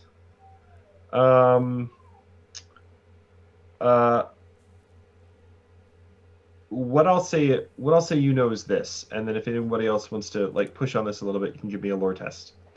The Grimjalad bears a very old name indeed. Mm-hmm. You recognize that in the ancient tongue of the Mark, this translates to, I mean, it doesn't translate for you because that's actually the language that you speak, but Right. it essentially means something like the fierce pass or the dark way, Right. the dark cleft. You can vaguely remember hearing some childhood tales of places in the White Mountains like this, from whence, according to the stories that your mother told you to make you behave, come goblins and trolls and other terrifying eaters of horse and man flesh. Mm-hmm. This name has that sort of echo for your distant childhood memory, but beyond that, it would be difficult to say. Okay. Should I make a lore roll? You can if you would like. That will miss. Yeah. And by the way, Theodwin, your lore has 0 rank, which is the same as mine. Okay. This poor departed man, he mentioned that that this great wild beast had skin hard as iron. Is Yes. there a beast? Maybe I could use my beast lore specialty somehow to That's what I was wondering. to see if there's a creature that I'm familiar with that has such skin. With beast lore, and beast lore usually means like actual animals, you know. Right. With beast lore, I mean, the closest thing that you would know of would be like the great boar of the Thurian Wood, Okay. which is said to have an extremely thick hide, and many brave men have lost their lives attempting to hunt it. But it's difficult to imagine such a creature, eating horses for Right. one Devouring horses. Exactly. Yeah. thing. So, Yeah. let alone the kind of structural damage which Right. you are Right. looking at here. Okay. So we're looking for a giant boar with opposable thumbs and a carnivorous appetite. So that's a remarkable boar indeed. Okay. Well, then it would. Well, I don't think we can ask any of the locals if they know any more about this Grimjalad place because they all appear to be dead already. He mentioned there were 6 steadings, that he devoured them all. So I think it's down to us. Can we? I mean, so I think heading up towards the mountains and seeing if we can track the creature is our best bet. As it happens, tracks are not at all difficult to find. Oh, good. Yes. Oh. But it is a night now, is it not? It is getting on tonight. Are you guys doing anything about the bodies of these poor farmers? Yes. Oh, yes. I've been Yes, taught we to do. respect the dead. Do they bury or burn the bodies in the? We make mounds for them? Why not both? Why Yes. not both? Why choose? Well, Yes. we've got a lot of wood and stuff to use. Yes. Yeah, you can burn the bodies. You can also, I mean, you can raise a mound. There are enough stones from the wall around the basically the livestock enclosure. There are enough stones that you can raise a small mound that will keep off the carrion fowl. I think that sounds like the thing to do. And it was getting towards night anyway, so we should perhaps shelter here for the night and then attempt to track it tomorrow, I would think. Very good. So you spend the next couple of hours as the light fades, building a fire and raising a mound for those who have fallen. As you do this, I would like Brunhild, who is the party lookout, to just give me an awareness roll. Okay. I will roll the awareness for you, Brunhild. Here it comes. I did not do a very good job. All right, you rolled a 7, but you did get a 6 on your d6, so if you could parlay that into a success somehow, that would be a great success. Now, awareness uses body. It's a body skill, yeah. Is a body skill, and your body rating is 7, Brunhild. So you'd pass if you use hope. So yes, if you spend a point of hope, you will not just pass, you will get a great success. Let's do it. All right. I am so you can mark off a point of hope for there, Corey. Yep, all right. Got it. So as the others are tending to the fire, with the cold and hard work of burying the bodies finished, Brunhild, you sort of step to the edge of the ring of the fire's light and peer out into the darkness. And you seem, for a moment, to see dark shapes moving just at the edge of the light. When you look again, they're not there anymore. But with a great success, you're absolutely certain they were human shapes. There was people out there. Dunlendings, perhaps. Or worse. It could be over. Okay. Could she is the one that has the hope, because some Dunlendings, you can buy their swords. You can buy them. They're like mercenaries. She might know the words for greetings or peace or something. Could she call out something like that in the darkness? Or would that be you can just call out a Dunlending greeting for sure. Does she need a roll to? No. I'd say under your folklore that would be covered. She does so. Okay. So you call out just a quick greeting in Dunlending. The kind of the harsh tones of the language, or at least to your tongue and ear, echo a little bit off the side of the canyon wall, but there's no response.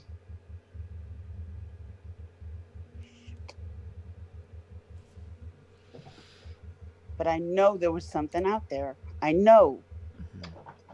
Yeah, you're pretty sure you saw someone. I mean, you're not just pretty sure, like you know.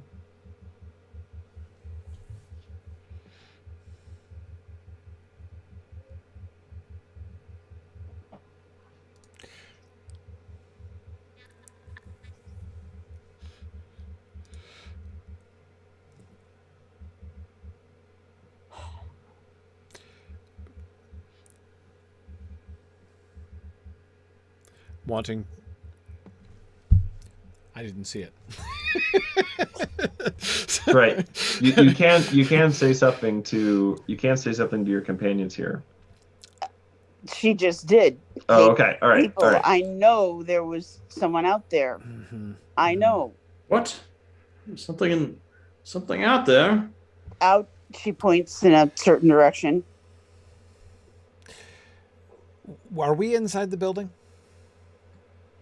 Is that where? No. I mean, you could sort of be camping underneath the shelter that what remains of the roof affords you. Right. But the structure is, once again, not really structurally sound at this point. Right. Okay. No, I was thinking about shelter, and I'm thinking about now defense. Yeah, I'm definitely distrusting this situation. So, I'm Guthlof is definitely going to. I think. Does he have a shield? I think I only have. Where do I have my? Guthlof has a shield. I think I've got a. Yes, I do have a shield. Okay. I think the only one of you who doesn't have a shield is that bard you guys didn't bring along. Right. Yeah. See, that's why. That's why. I mean, no shield. Yeah, no it was point. his fault. Yeah. Exactly. Should have had a shield. Seriously. But anyway, so I'm gonna I'm gonna draw my sword with my shield, and I'm gonna suggest that we, sort of stand back to back looking out because it looks like somebody might be trying to, if they didn't respond, of course they might not have been done lending, maybe we should try hailing them, and of course if we just call out and done lending, they might think we're done lending, so perhaps we should try hailing them, perhaps somebody with a little bit more, well, I guess I'm a little awe-inspiring, so I could try that. Yeah, maybe I'll try that. I will try. All right. I will bellow a challenge in an awe-inspiring sort of way.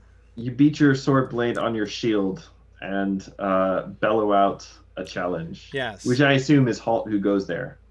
Yes, or show yourself, cowardly knaves. That's a good one. That's good. Cowardly knaves is solid. What I was thinking of there. So, that's nice. Unfortunately, my voice cracks just as I was doing it, so it comes out a lot less imposingly than I had hoped. That was inspiring. So Brunhild. As Guthlof's voice dies in his throat, from the darkness around you, there is no answer. Guthlof, you got keen eyesight. That's true. I do. What do you see as far as, like, anything? I don't know. Would I be, if I were to attempt to utilize my sharp sight under such circumstances, would I be exploring, he asks hopefully, or would this be something more like searching? It would be awareness, but I would say in this case, keen-eyed would give you an ordinary success without making a roll. Okay. Unless you, but you can like push for a great success if you want to make the roll. I'm gonna push for a great success. Ordinary. I'll live with it. So I hope this works. Peering into the darkness with your keen eyes, Guthlof, you don't see anything. You definitely don't see anyone out there. If they were there before, and Brunhild isn't just, jumping at shadows because of the creepy monsters running around. I was not just jumping at shadows. If Brunhild really saw what she saw, whatever it is not there now. At least not within the light that's shed on your surroundings by the dim blaze of the fire. Well, let's see. Brunhild is a little bit stealthy. I'm not. I tried the shouting a challenge thing, and that didn't work so well. Shall we try sneaking out in pursuit and seeing if we can track them? Can try. Eowyn and Eowyn are equally too dark. Poor at stealth. We have 0 rank. Brunhild has one stealth rank, and it is what's more a favored skill for her. So Not that her, I'm sorry, Brunhild, no offense, but not that your wits are much to write home about under even favored circumstances. Thanks a But lot. I'm sorry, like it's just kind of the fact there. You are great of body and heart, but you are of no avail as a counselor, I am afraid. But anyway, but stealth you can do. You can do so. But I wouldn't want her sneaking out by herself. I mean, I'd want to support her. I will go so. with her. Yeah. Right. The two of you can give me stealth rolls. So the way that Okay.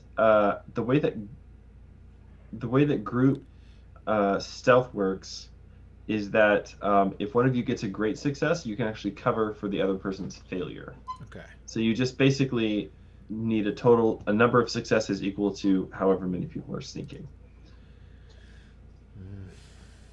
Okay, Brunhild rolls a 10 total. Yeah, that's not insufficient unless you want to spend hope. For you, Theodwin, you'll be rolling. Let's see here. You don't have anything in stealth, so you're just going to roll 1d12. Yeah. Just a d12. 1d12? Uh-huh. Okay.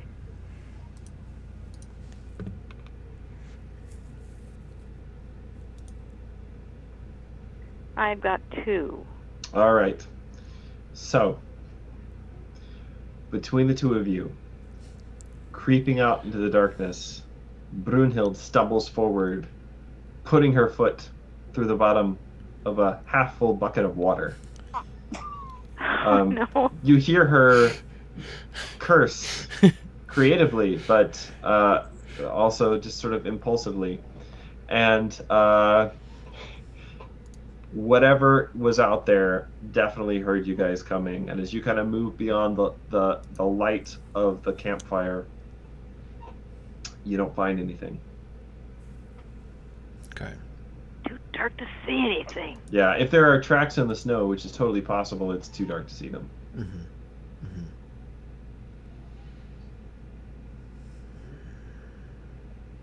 Well, do we attempt to track them by night, or do we wait until dawn?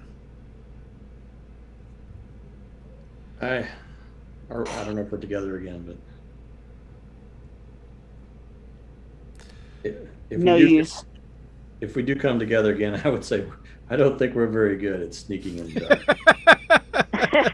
No. This is not our strength. We have not yet found what we're good at. No.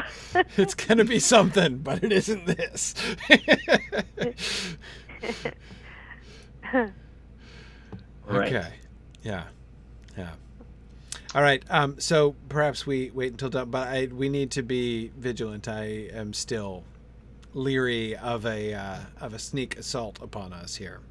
You guys want to take watches? Yes, definitely. Okay. Oh, yes. Yep. Okay. All right. So, trading off watches during the night, none of you really get that much sleep. And as the next morning dawns, red and cheerless, frost on the ground, but no fresh snow. You can still very clearly see the tracks of the creature, whatever it is, as they lead away through the snow towards the jagged slopes of the White Mountains. Okay. Can we find the tracks of the ones that Brunhild saw? Give me a hunting roll. All right. Ooh, hunting. That I can do. Maybe. Oh, yeah. Hey! All right. Guthlof, you get a great success. Yes, Guthlof, there are definitely tracks. You would guess they appear to be booted feet. You would guess probably with a great success 6 or 7 men at the least. Mm-hmm. Mm-hmm. They appear to have sort of come up to the edge of your camp and then left again, heading off into the mountains. Did you say booted feet? Booted feet, yes. Okay.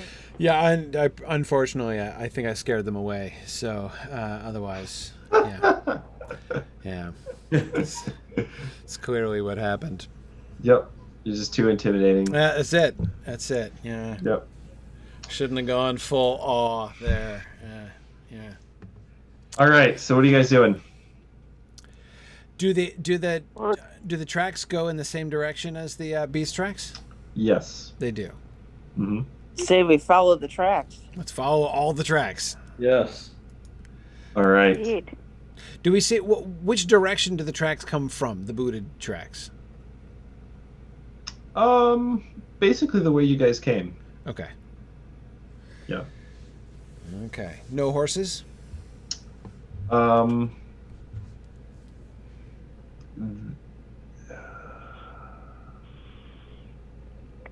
are horses, yes. There are horses. Okay. Yeah. As many horses as there are men. It's a little hard to tell, but probably. Your guess would be somebody has been following you.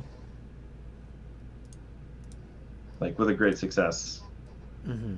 Tracks coming from the same direction you came from, pressing on the direction you're going. Yeah. This feels like Ulfer, perhaps. Mm-hmm. Yeah, I have a bad feeling about this. I think I totally called it. They obviously were cowardly knaves. Yeah. All right, so the tracks lead your company up through the rising terrain, into the gullies, breaking the foothills of the White Mountains. There are jagged rocks and sliding shale, covering the hillsides on either side of you beneath partly melted snow. It's slow-going, dangerous, and at this point you can only really see the tracks of whatever great beast passed here, because the terrain is so jagged and varied that man-sized feet don't really leave much in the way of prints.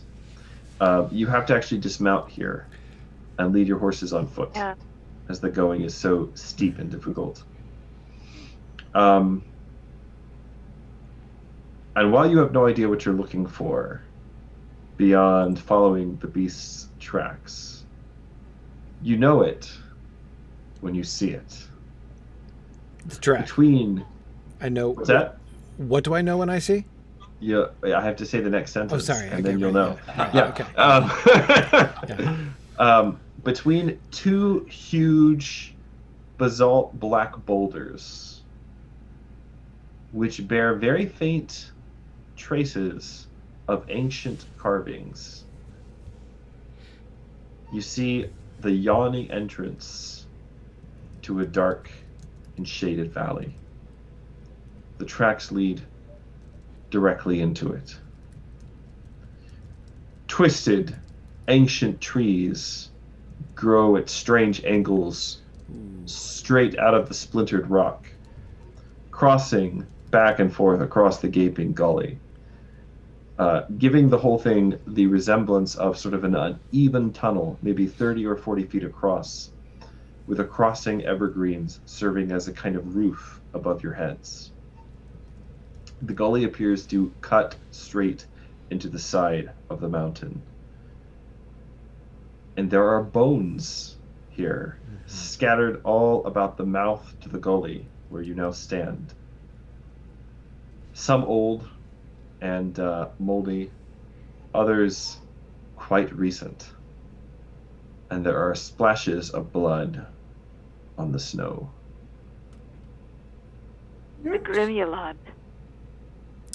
I think we found the Grimulad, yeah. I was about to say. Yeah, sounds We like. did. Okay. Splashes of blood. Oh, so that's quite recent. Okay. Can anyone tell what kind of blood it is? Yeah, what by color the- is the blood? Is it red blood? Oh, is It it is orc blood? red blood. Red That's blood? too bad. Okay. Okay. That is too bad. Unless it's Ulfer, in which case it's less bad. But yeah, okay.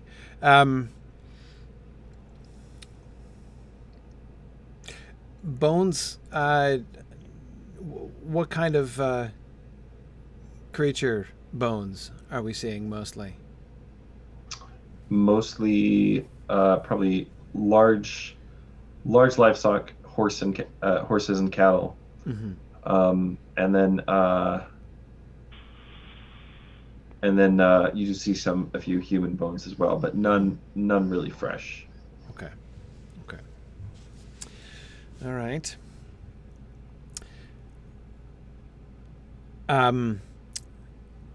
Let's see. I'm gonna do an awareness check, so the tracks just go straight in, right? Mm-hmm. Okay.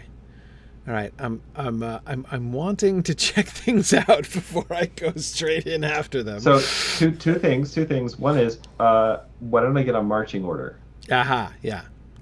So who's going first? Who's taking point? Who's bringing up the rear, etc. Okay. Brunhild is the lookout, so she should probably take up the rear, I would think. Okay. And Theoden is called the Fae, so I would assume she would go in front. That makes sense. Near the... I'll go as the second, I suppose. All right. So Okay. Guthlof, that leaves you spot number 3. Yep. All right. So Theodwin, why don't you give me an awareness test? So again, this Which is going to be a D12 plus how many D6s? 2. 2. All right. So a D12 plus 2 D6s. That was awe. An awareness? Awareness. Yeah. That's 2 as well. Yeah. Okay. Yeah. So 1 D12 and 2 D6s? That's right. Okay.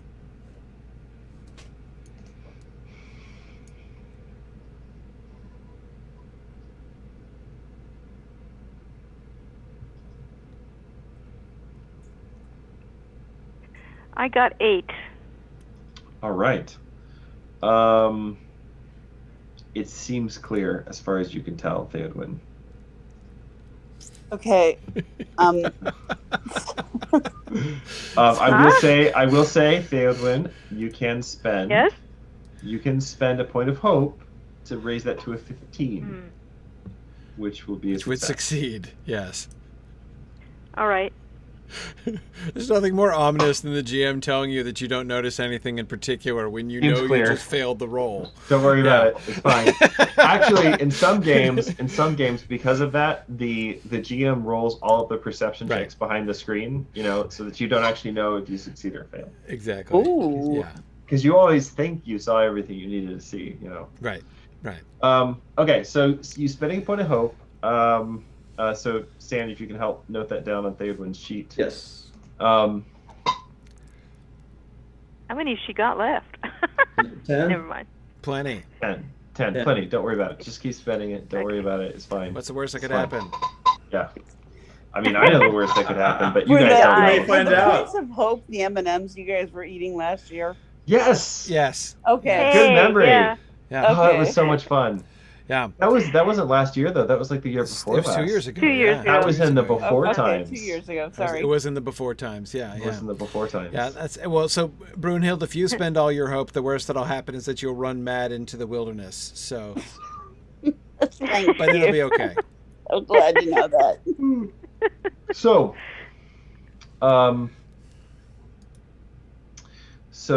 Brunhild, you noticed 2 things. The first, Brunhild, you mean Theodwin, I'm sorry. Theoden?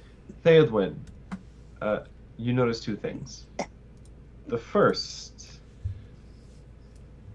is that probably 20 or 30 yards into the gully, there is the remains of what appears to have been a campsite, like a very recent campsite. You can still see the smoke sort of rising up where somebody's kicked over the coals, like kicked dirt over the coals, but there's still like, you can see like the shimmer of the heat waves, especially in the cold. It's very distinct. The other thing, however, you notice is the whispering. Oh. Does anyone else hear that? As you take your first steps into the gully, Theodwin, you hear a voice, ancient, melodious, but angry. And though you do not understand the words, You know in your heart that they speak of murder. Oh, come of mora. Under mis leothum. Grendol gongan. Godes ir bear. Mintis amanskada. Oh no. Mana kinis. I was afraid of I that. was going to say, what is Brendel doing? Besirwan in Celadam Hean. I was afraid of that. I was afraid of that as soon as we got to the iron skin business. Yeah. Oh no. What is it? What is it? What do you hear? A voice. A voice. Speaking of hatred. Vengeance.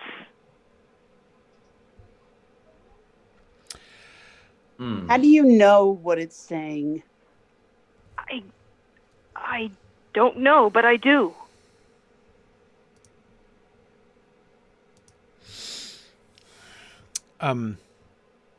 Okay. No, I don't know enough lore to sheath my sword, so I won't. Okay. All right. Creepy voices. And the campsite in the distance. Mm-hmm. What can we? Is it a populated or a depopulated campsite that we're seeing? Is currently depopulated, but like I said, like you can tell, it looks like somebody kicked over the fire like 10 minutes ago. Okay.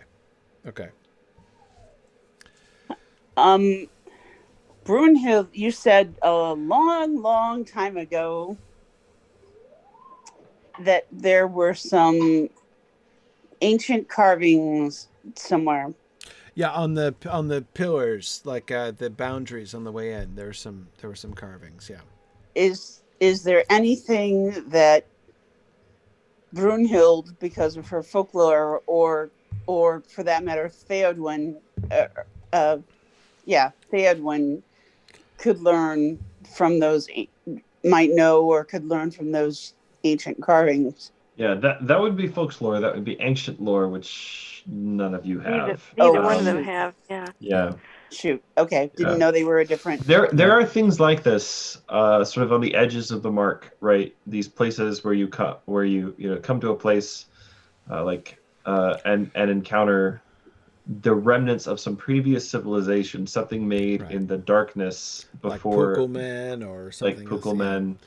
Bizarre standing stones. Okay. Lined up and Dunharrow. Yeah.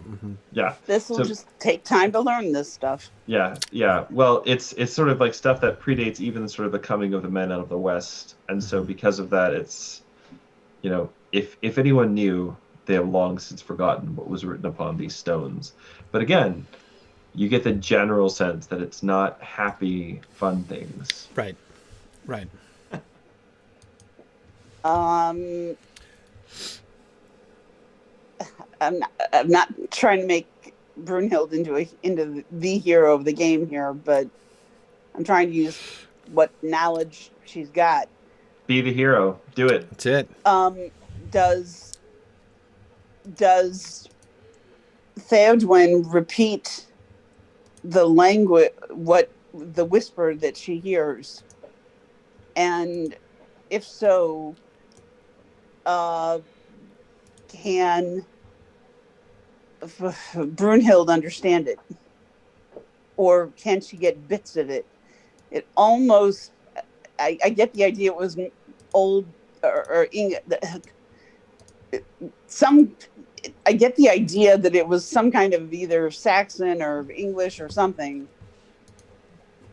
that might have some relation to their language. So you don't hear it. Right, but could she repeat it as she's hearing it? We don't hear, so she's hearing it while we're not hearing it? Yeah, you guys hear wind. Huh. But you don't hear a voice. What I would say is Theodwin doesn't understand what she's hearing. No. She knows, she can just, by the tone, She can tell it's not good words. Whatever it Evil is, words. it's speaking like less to her ears and like more directly to her heart. Oh, Yeah. okay. As I Okay. said, it seems to speak of murder. Mm.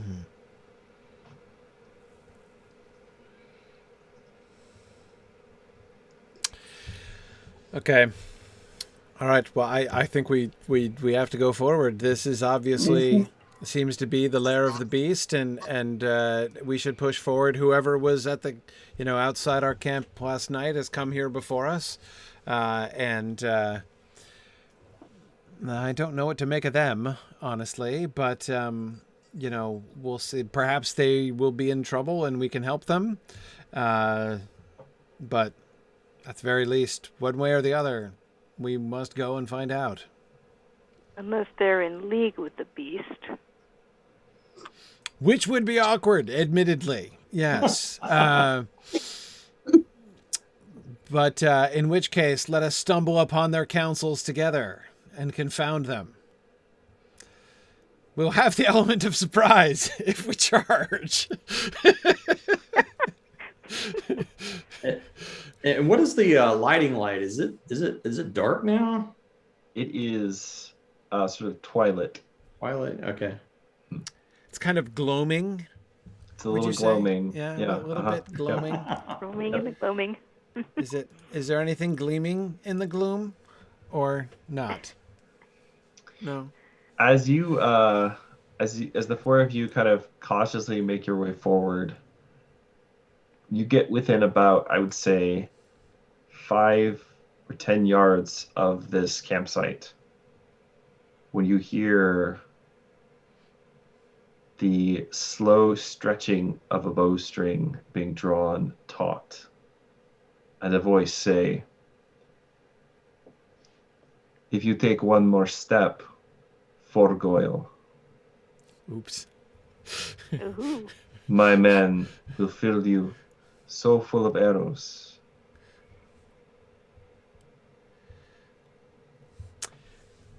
that there will be no point in making a rug from your skin." We shall make a only highly perforated rug from your skin. What a cheerful person. Okay, No. right. So, hey, folklore folks. I think it sounds like now is not the time for my awe-inspiring tactics. So, probably going to yield to one of our shield maidens here. They are Dunlendings. They're Strawheads. they're definitely Dunlendings. So looking around, like you sort of like cautiously look back over your shoulder, and you see 3 Dunlendings standing, one with a drawn bow.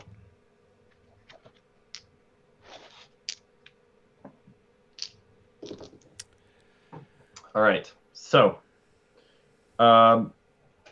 this is where we get to sort of trot out the One Ring RPG's wonderful social subsystem. Okay. So this is a social encounter. It could become the other kind of encounter, depending on how you guys decide to go here. So encounters have tolerance. Tolerance is how many rolls you can fail before the social encounter stops being a social encounter. Right. Now, in the case of somebody that you're on fairly good terms with, that might just be they get exasperated and don't want to talk to you anymore. In the case of a really tense situation, that could mean they get really exasperated and they don't want you to ever be able to talk again. Right. Right. If we run away, could we make it into a travel encounter? So, the tolerance for the party is the highest valor in the party, which is 2, since you're all starting characters. Yep. The highest valor in the party, which is 2. Plus 2 for reasons you guys don't know. Okay. So your tolerance is 4. Great. It seems more than fair. And you can also all, at this point, make a free preparatory roll for the encounter. Okay. So you can roll lore or insight that to basically like get a read on this guy and how to interact with Dunlendings, etc., and just see what you know. If you have a folklore trait, you can call upon that for an automatic success. And what a preparatory roll does is it gives you one bonus die. So it's like a bonus d6. You have to declare you're using it before you make your roll, but you can use it on any roll during this encounter. So, And Theodwin, you've got folklore and insight of rank level 2. yeah, so you can just take an ordinary success on that if you want to, Theodwin. Okay. If you roll for it, you might get a great or extraordinary success, which would be you get more bonus die. So it's your call. You would take the safe thing. Okay, I'll try it. I'll try it. All right. So what do I need to roll? What's her rank? 2. Insight is 2. All right. So a d12 plus 2d6.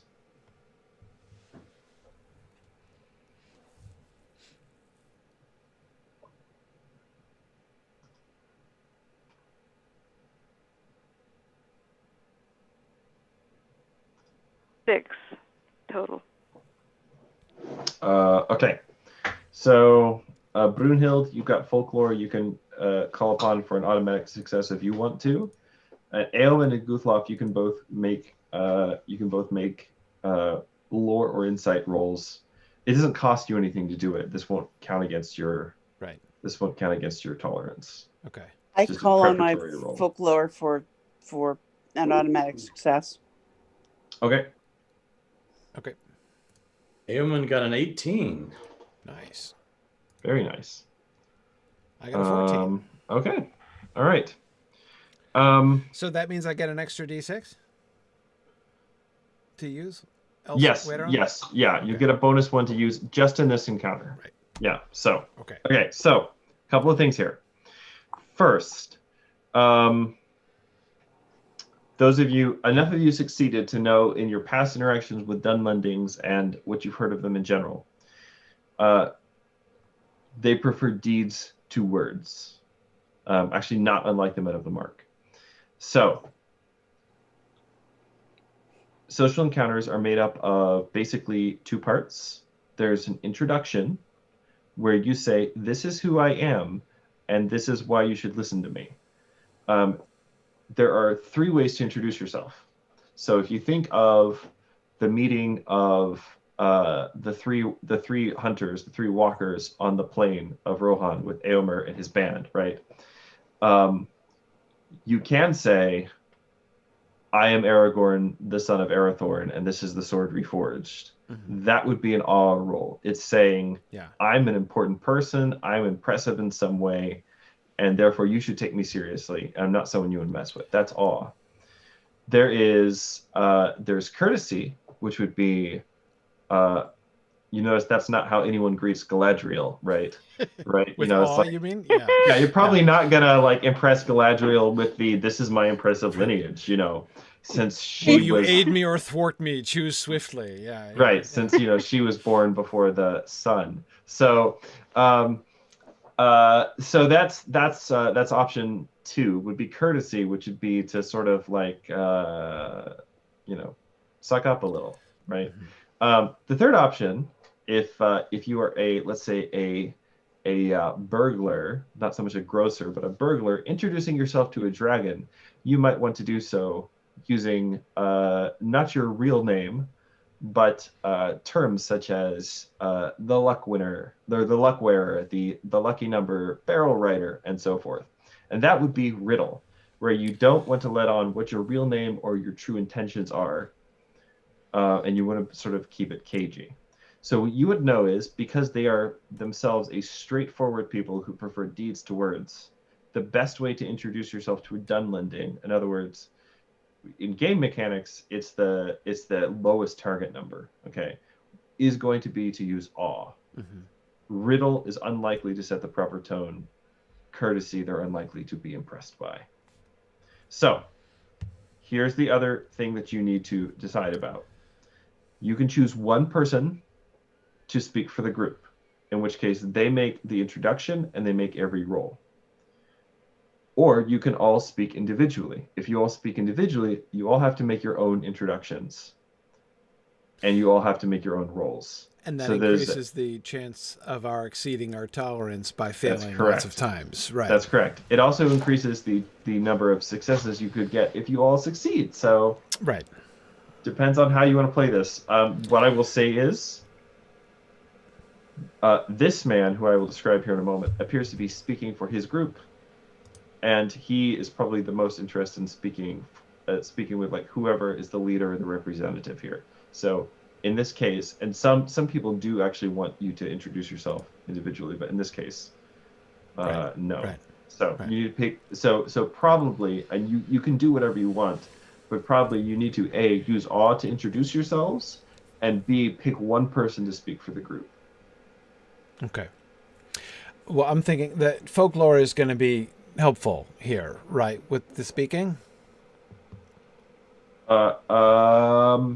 Folklore.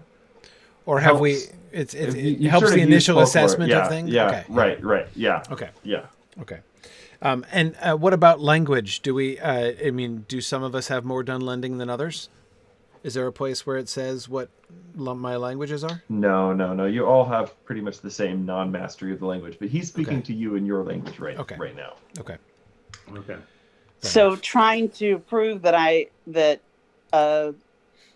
Brunhild knows some Dunlendish isn't going to impress him any. Right. So we can do our introductions. I'm not sure how Aemond and Theodwyn compare. I nominate Brunhild as our speaker No. because she has good awe, and awe is a favored skill for her. So Hope will give her a +8 on her roll. And she's got, 2 ranks in awe anyway. So let me just describe the person you'll be talking to here. All right. There are 3 Dunlendings that you can see. Oh. The one in the middle is he's an aging man, you would guess sort of late to middle age, with silver hair, dark hair, and a beard that is mostly like salt and pepper. And his hair is mostly cut short, but there is a little bit in the back that's been left long and has been sort of tied into kind of a ratty braid. And he stands with his arms folded, and he says, "I wish to speak to you, strawheads. I do not mean you any harm as of yet. But harm may soon befall us all. With whom am I speaking?"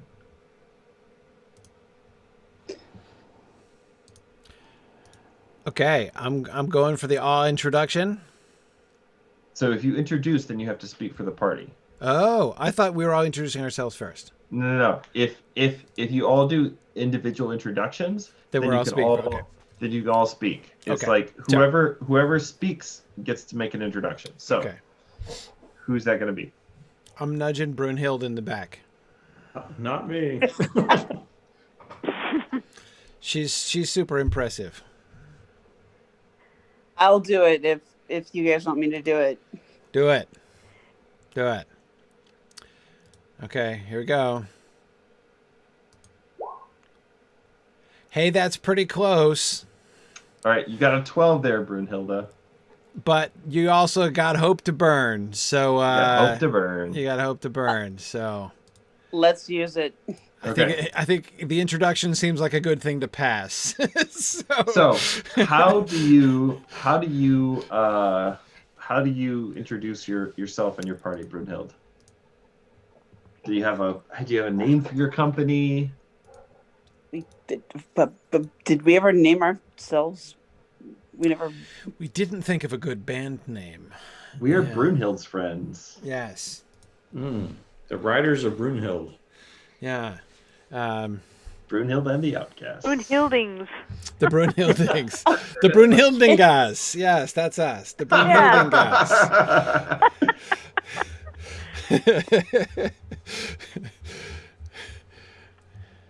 These three and I are. We come from the great town that is. I forgot what direction from here. East. East. Yeah, east of here. East of here. Thank you. East. I'm sorry. I'm terrible with directions. Yeah, it's okay. Tell them we're hunting the beast. I was about to. Okay, good.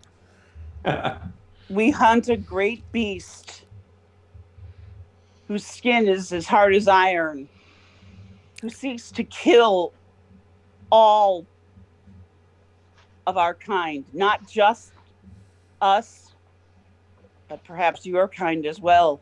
Yeah, that's good. That's good.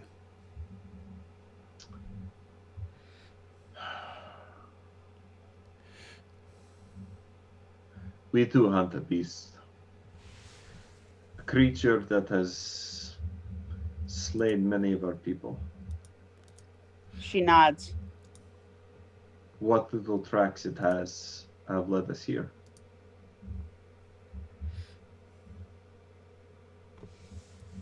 We have been enemies in the past, but an enemy who fights an enemy is but two enemies who fight each other instead of fighting a third enemy are fools. Give me a roll of persuade or inspire, I would say. Oh, Okay. whoops. All right. Here comes an inspire roll. Or which do you want, Cecilia? Do you want inspire or persuade? You've got the same rank in each one. Except one is heart and one is wits. And as I've mentioned, great heart, less so great on the wits. Let's go on the heart then. Okay, so that would be an inspire roll. Oh yeah. Oh, you Gandalfed it. Oh man. Okay. I'm feeling a little tear rolling down my cheek here. Yeah, that was beautiful. Yeah. All right. Yeah. All right. So hold on. Just gonna write down your successes.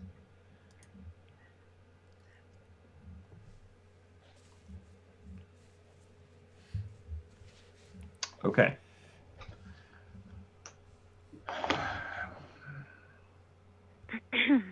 What is your plan for slaying this beast?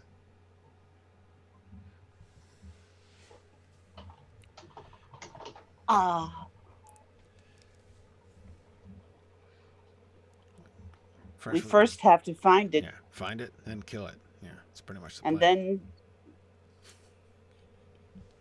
kill it, destroy it. Yep. I see you are new to the hunting of such creatures.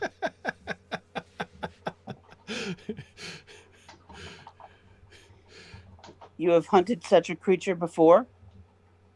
She kind of gets a little bit of a challenging look in her eyes, like, oh, and you know something about this?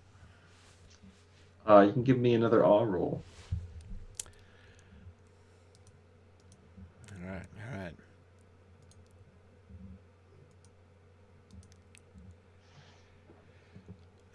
That's an 11. Total, not an Eye of Sauron, just an 11. That's an 11 total. That's right. It's 11 total. So that's a Is that a failure. good thing or not? No, that's a failure. But you could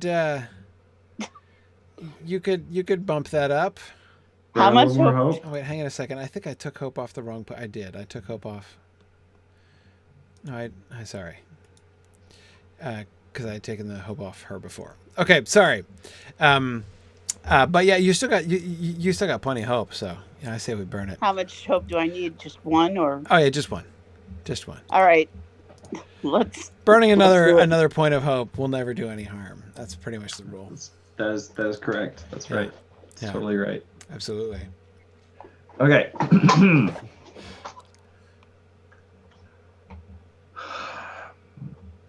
Imhar Farich has hunted many creatures in his time.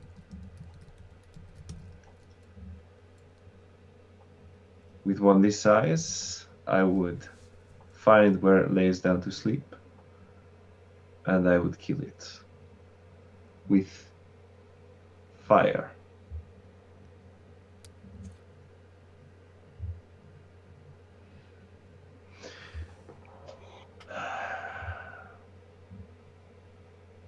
The other straw hats have gone on ahead of you. I suspect they did not fare well. They have been following you for some time. One of them have really greasy hair. Just wondering. The big man. That's him. Nah, I knew it. Yeah. Mm-hmm. He was no friend of ours. He offered He's not. us nothing but ill words and heavy weapon strokes, despite we offered to help him. My question is,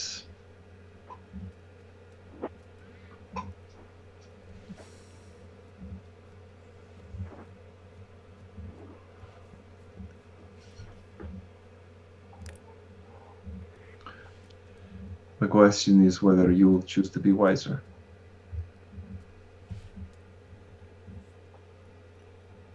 As I said before, enemies who fight one another when there is a greater enemy to fight only end up dead. If they ended up dead, it is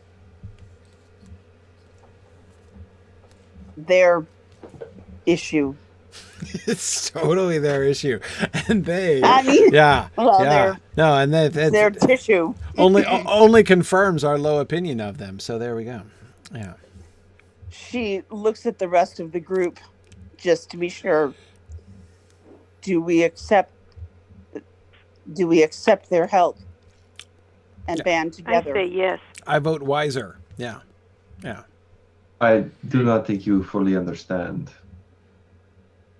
The question is not whether you accept my help, but whether I will accept yours.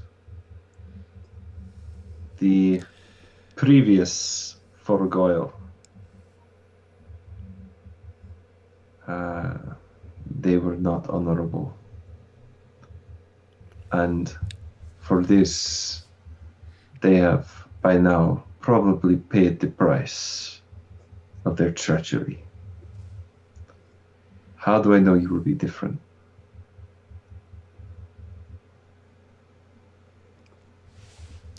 May I speak? Who are you? I am Theodwyn, Shield Maiden. All right, so you gotta give me an all roll to start with here, Mary. Okay. Okay. What do I do? Let's see. What's her awe at, Stan? 2, rank of 2. 2. All right, so D12 plus 2D6.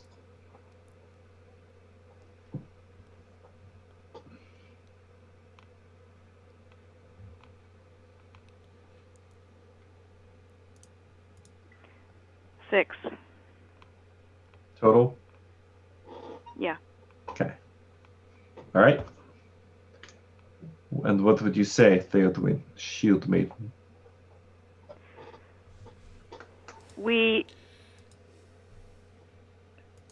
know that all of us are in danger from this creature.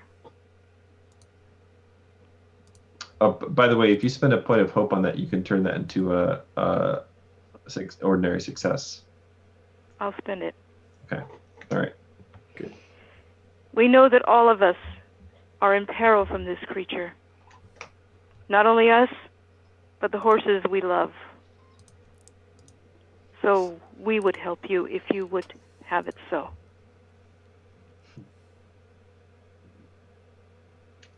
Give me a persuade roll. So your persuade is nothing. You can give me an inspire roll instead if you want to.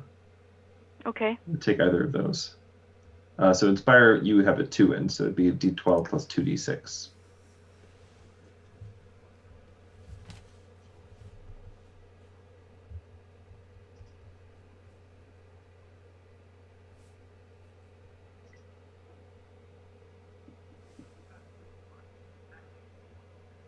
Four.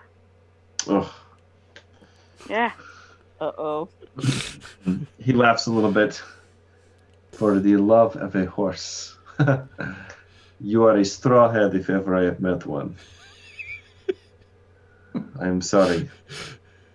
I do not share this love you have for your beasts, regardless of the rumors you may have heard.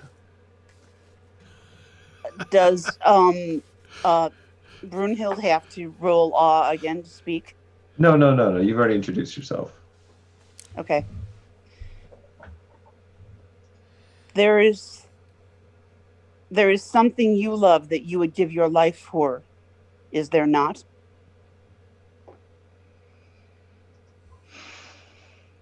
My people, my family, and the land stolen from me. She not. I was afraid you nods were going to her go there. Uh-oh. Yeah, that's right. It was the Rohirrim who Yeah, let's not dwell on this particular subject. A little bit. Yeah. Let's talk about horses more. Can we do that? Let's talk about horses. Yeah, horses. So about the horses and the vengeance that we're taking for our slain people. Our horses mean as much to you as your people, as your family. And our vengeance against the slaying of our horses. Vengeance is good. This is good. All right, you give me another persuade or inspire roll. Okay. Yeah. Inspire. Whichever one. Inspire. You were inspiring last time. Let's do it again. Oh, yeah. Extraordinary success. Holy moly. Oh, man. All right. That is a total of 7 successes. Brunhildingas. So the Brunhildingas. Yeah. So the way that social encounters work is that there's a band of like the number of successes you get. The encounters have different outcomes. Mm-hmm. So at last,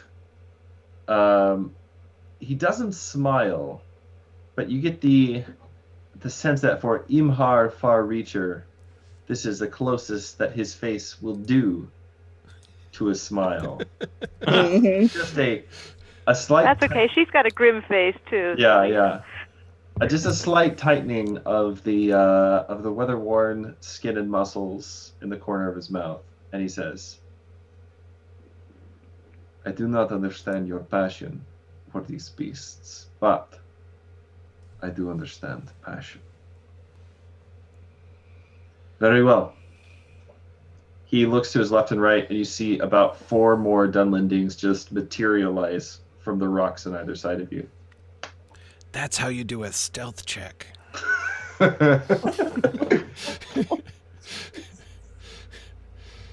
We will aid you in confronting this beast. Steel yourselves. After all, I'm sure you would not want to embarrass yourself in front of a bunch of horse-eaters. He sort of chuckles deep in his throat, and he turns and walks deeper into the gully. She motions for I guess since she's been elected leader, she motions for the group to fall into their positions and follow. So the dimming light of late afternoon is almost entirely extinguished by the time you pass into the blighted Grimjalad. There's a sense here of deep and ancient malice. The air thick with the smell of musty pine sap and sour sweating stones. And at this point, I need everyone to go ahead and make a corruption test. Ooh. So this A will what? be a corruption Corruption. test. So you will be rolling wisdom on your sheet. So for Theodwin, that's a D that you have a rank 2 in wisdom. So this is a D12 plus 2D6. You're rolling against a TN 14. For Brunhild, you have also a rank 2 in wisdom. That's not great, Stan. Oh no. I Gandalfed my wisdom You check. Gandalf your wisdom check. That's Yay! auspicious. Unfortunately, Yes, I'm Brunhild- corruptible. I rolled a 4. What did Brunhild do? Brunhild rolled an 8, which is not a 14. Yes, is Yeah, neither significantly is less mine. than 14. Now you can spend hope to add your heart score, but in this case your heart is 4, so that would only get you to a 12. So both our shield maidens fail. So you each gain 1 point of temporary shadow. So I'll add it to Theodwin's here. So you Okay. each gain 1 point of temporary shadow. Now, if your hope ever gets less than or equal to your shadow, you become miserable, which none of you are close to doing. Okay. If while you are miserable, you roll an Eye of Sauron, you suffer a bout of madness. A bout of madness is Turin accidentally wakes up and kills his best friend, or I hate Turin. I know, or Boromir, or Right. Boromir. A madness took me, but it is past. Yeah. Yes, yeah. Yeah. So you Yeah, have a passing I- bout of madness. What happens in a bout of madness is, I take over your character, and I make them do something very bad, and then Uh-oh. I give them back to you, and you get to live with the consequences of what I made them do. Which No. is very fun for me. Oh, no.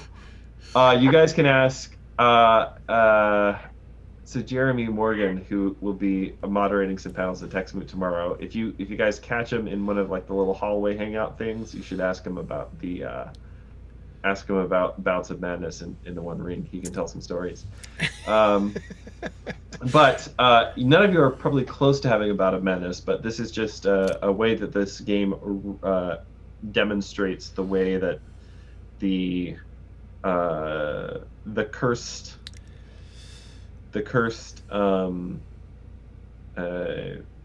land where the shadow has taken its root, right, like has an ontological stain on it that also affects you. Right. I was afraid of that when we saw the twisted trees and things at the Yeah. beginning. Yeah. Mhm. Yeah. It's a bad sign. So no snow reaches the bottom of the gully here, but the floor is thickly carpeted with pine needles, and strewn throughout these you see yet more bones. Some are so old that they crumble at a touch, others so fresh they still show traces of fat and marrow. Oh, There are also, you see on these bones great tooth marks and the scraping of claws. And there's been a deep trough, dragged through the thick carpet of pine needles and bones here, showing the way forward with a heavy smear of blood and entrails through the thickening gloom. The wind howls and continues to whisper even louder the further you press on. And after heading steadily downward towards the roots of the mountain, the gully begins to twist. Light begins to filter again through the trees overhead as they become a tangle of mean boughs. And eventually, the passageway you are following opens out into a wider, almost circular opening surrounded by jagged cliffs that cast unsettling shadows across the sea. The darkening sky is visible overhead, and gray clouds ripe with snow glower down into this natural amphitheater of the macabre. There are more bones. Strewn here among the rocks. And in the center, you see the eviscerated carcass of a chestnut horse. Oh, man. Squatting over it, you see a huge snow-white troll. Its head buried deep in the rib cage of the slain animal. Snow White troll. Above the grinding sound of what must be its terrible jaws tearing meat, the wind has now reached a high-pitched whine. And you all hear the voice of the Grimulad, once again speaking its dark spell. Wotandarwarnum, todas the hinwinrechet, golda seragumena, iros yissa, fachtum fane.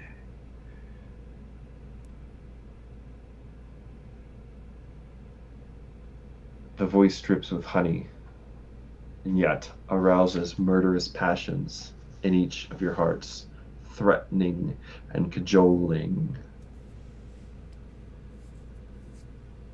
And the troll raises its head from the carcass. Pinpoints of blue light gleam out at you from a dark, blood-stained face. It sniffs the air with a deep growl, and then stands, its misshapen head tilted to one side, as if listening to the wind. Guthlof, you feel a slap on your back. Well done, comrades. I see you've tracked the Dunlending beast to their lair. Ha ha! And Ulfur steps out in front of you. Great. Barely a step ahead of me. Huh. You must be proud to have beaten old Ulfur to his prize, but now together we can slay these dirty-haired savages and their monster, and get revenge for the Eorlingas. And you see Ulfur and his men step forward from where they were hiding in the rocks, their swords drawn.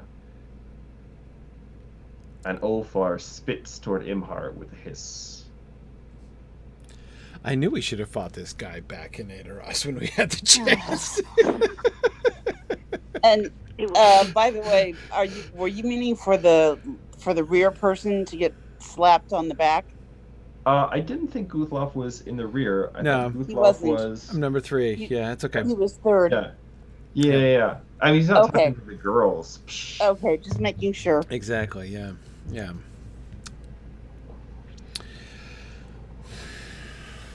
Okay. So the troll is still standing there looking at us. He's not really even looking at you. He seems to be listening to the whisper. He's listening. As he's Okay. crouching. Crouching and listening.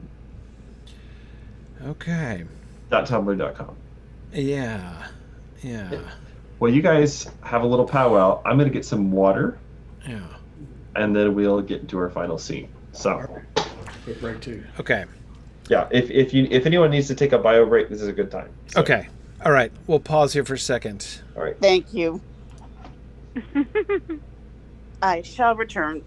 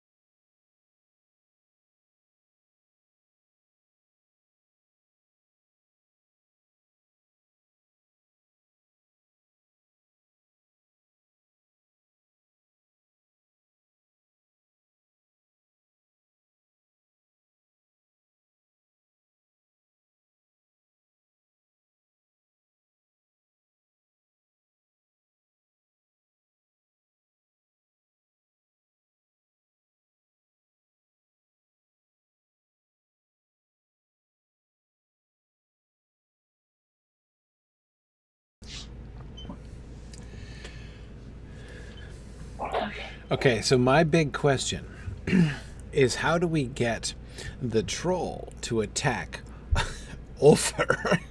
That's there my you go. question. It's like, whom or what can we use as bait? Is my... And earlier they mentioned the Dunlending had mentioned killing it with fire. Yeah. Do we have any fire? Has anybody got a?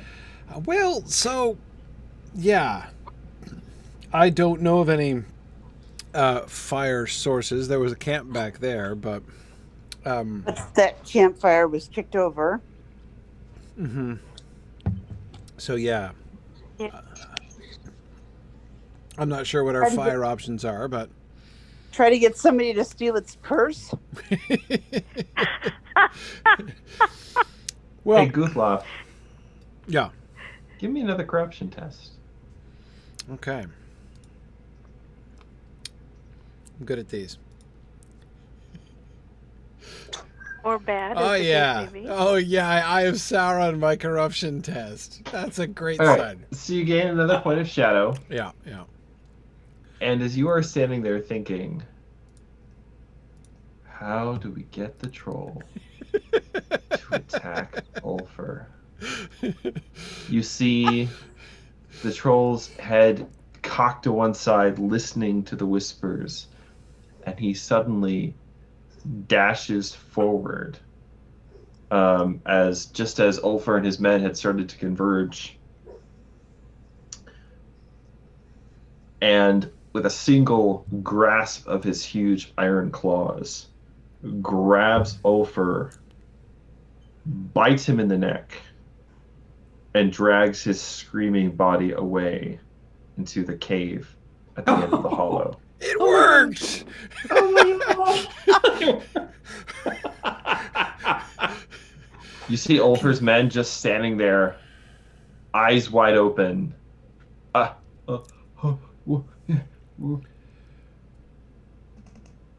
And they turn and run.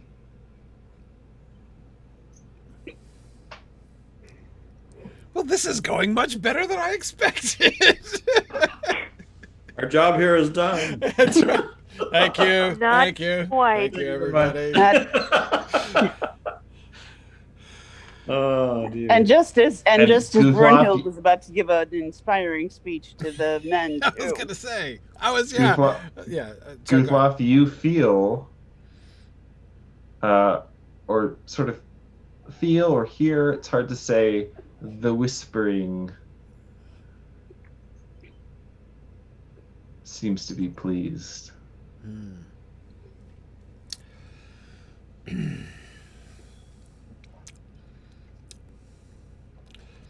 So, that was awkward. But I admit, still less awkward than the situation was a couple minutes ago. So, all things considered, it still kind of feels like a win. Okay, so, there's a cave? It went into a cave? Okay. A small cave mouth at the end of the hollow. Okay. All right. What is Imhard feeling about He and his this? men don't really seem fazed at all by what just happened. Mm-hmm. But Imhard does turn and look you in the eyes.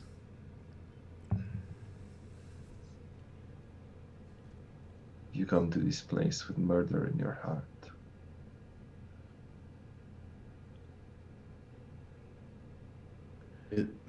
Is he speaking to Guthlof or? Yeah. You come to this place with murder in your heart. You may become the thing you seek.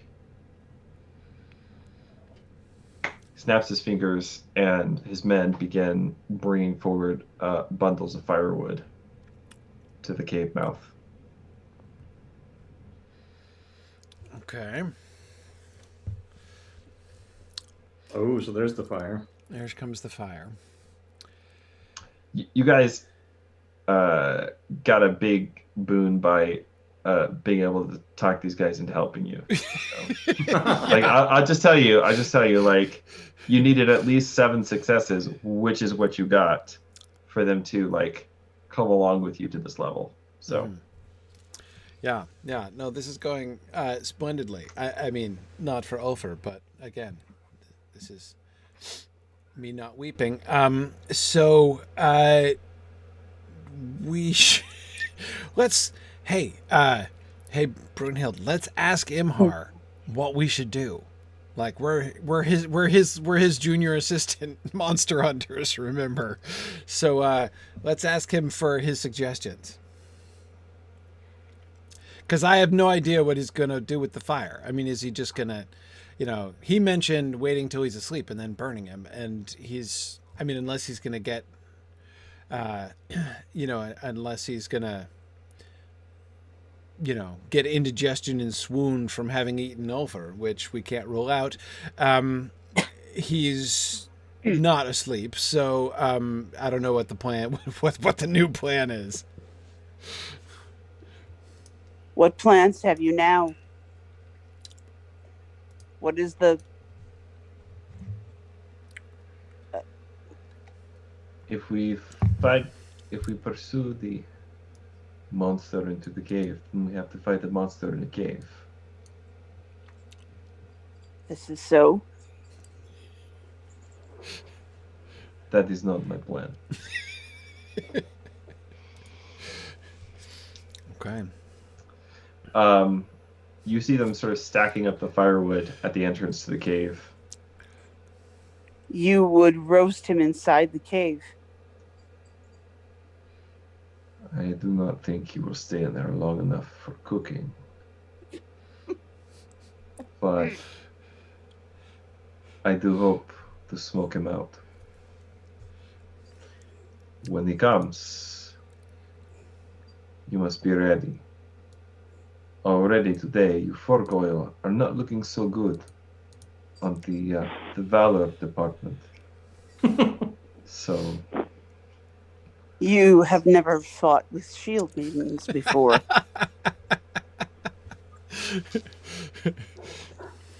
You have yet to see the Brunhildengas in action. Among our people too, the women are sometimes more fierce than the men. Prove it with your deeds. All right, so at this point, the Dunlendings are going to attempt to smoke the troll out.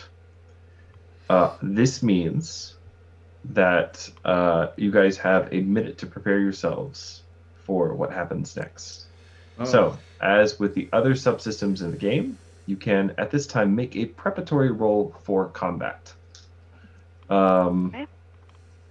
Yes, so you'll be rolling the battle skill, which Theodwin for you, battle is... you have 2 ranks in battle, and it is favored, so you're going to roll a d12 plus 2d6. Wait, where is the battle? Battle skill, it's in the middle skill column. Are you asking where the battle mat is? Yeah, no, there it is. The battle skill. Okay, so I wasn't seeing it. Okay, got it. Okay. Could you say that again, please? Sure. You have a 2 in battle, and it is a favored skill. So you're going to roll a d12 plus 2d6. Okay. If you succeed, any successes you get will give you a bonus d6, which can be spent during the fight. You can spend it on anything in the fight you want to, but you have to declare that you're going to spend it before you make the roll. I'm not doing too good. I got 4. Yeah, well, you're not doing as bad as Professor Olson. No, exactly. Who I have soured it again. Wait, so Mary, did you roll like a 1, a 1, and a 2? I mean, I guess I asked it to roll 1d12 and 2d6. Mary, I think you need to ask it to roll the 12-sided dice first, and then I would roll them separately. Oh. I would roll them separately. Okay, then I've been doing it wrong all along. Sorry, guys. Well, that explains your low numbers. It's okay. It's all right. Yeah, that does, doesn't it? Shall I do it again, or should I wait? I mean... Yeah, go ahead and do it again. That's fine. Okay. Okay, so Cecilia, I didn't roll quite as badly for you as for me, but it's still relatively bad. Great. It is not a success in any case. I rolled a 7 for total for you. But Ammon succeeded.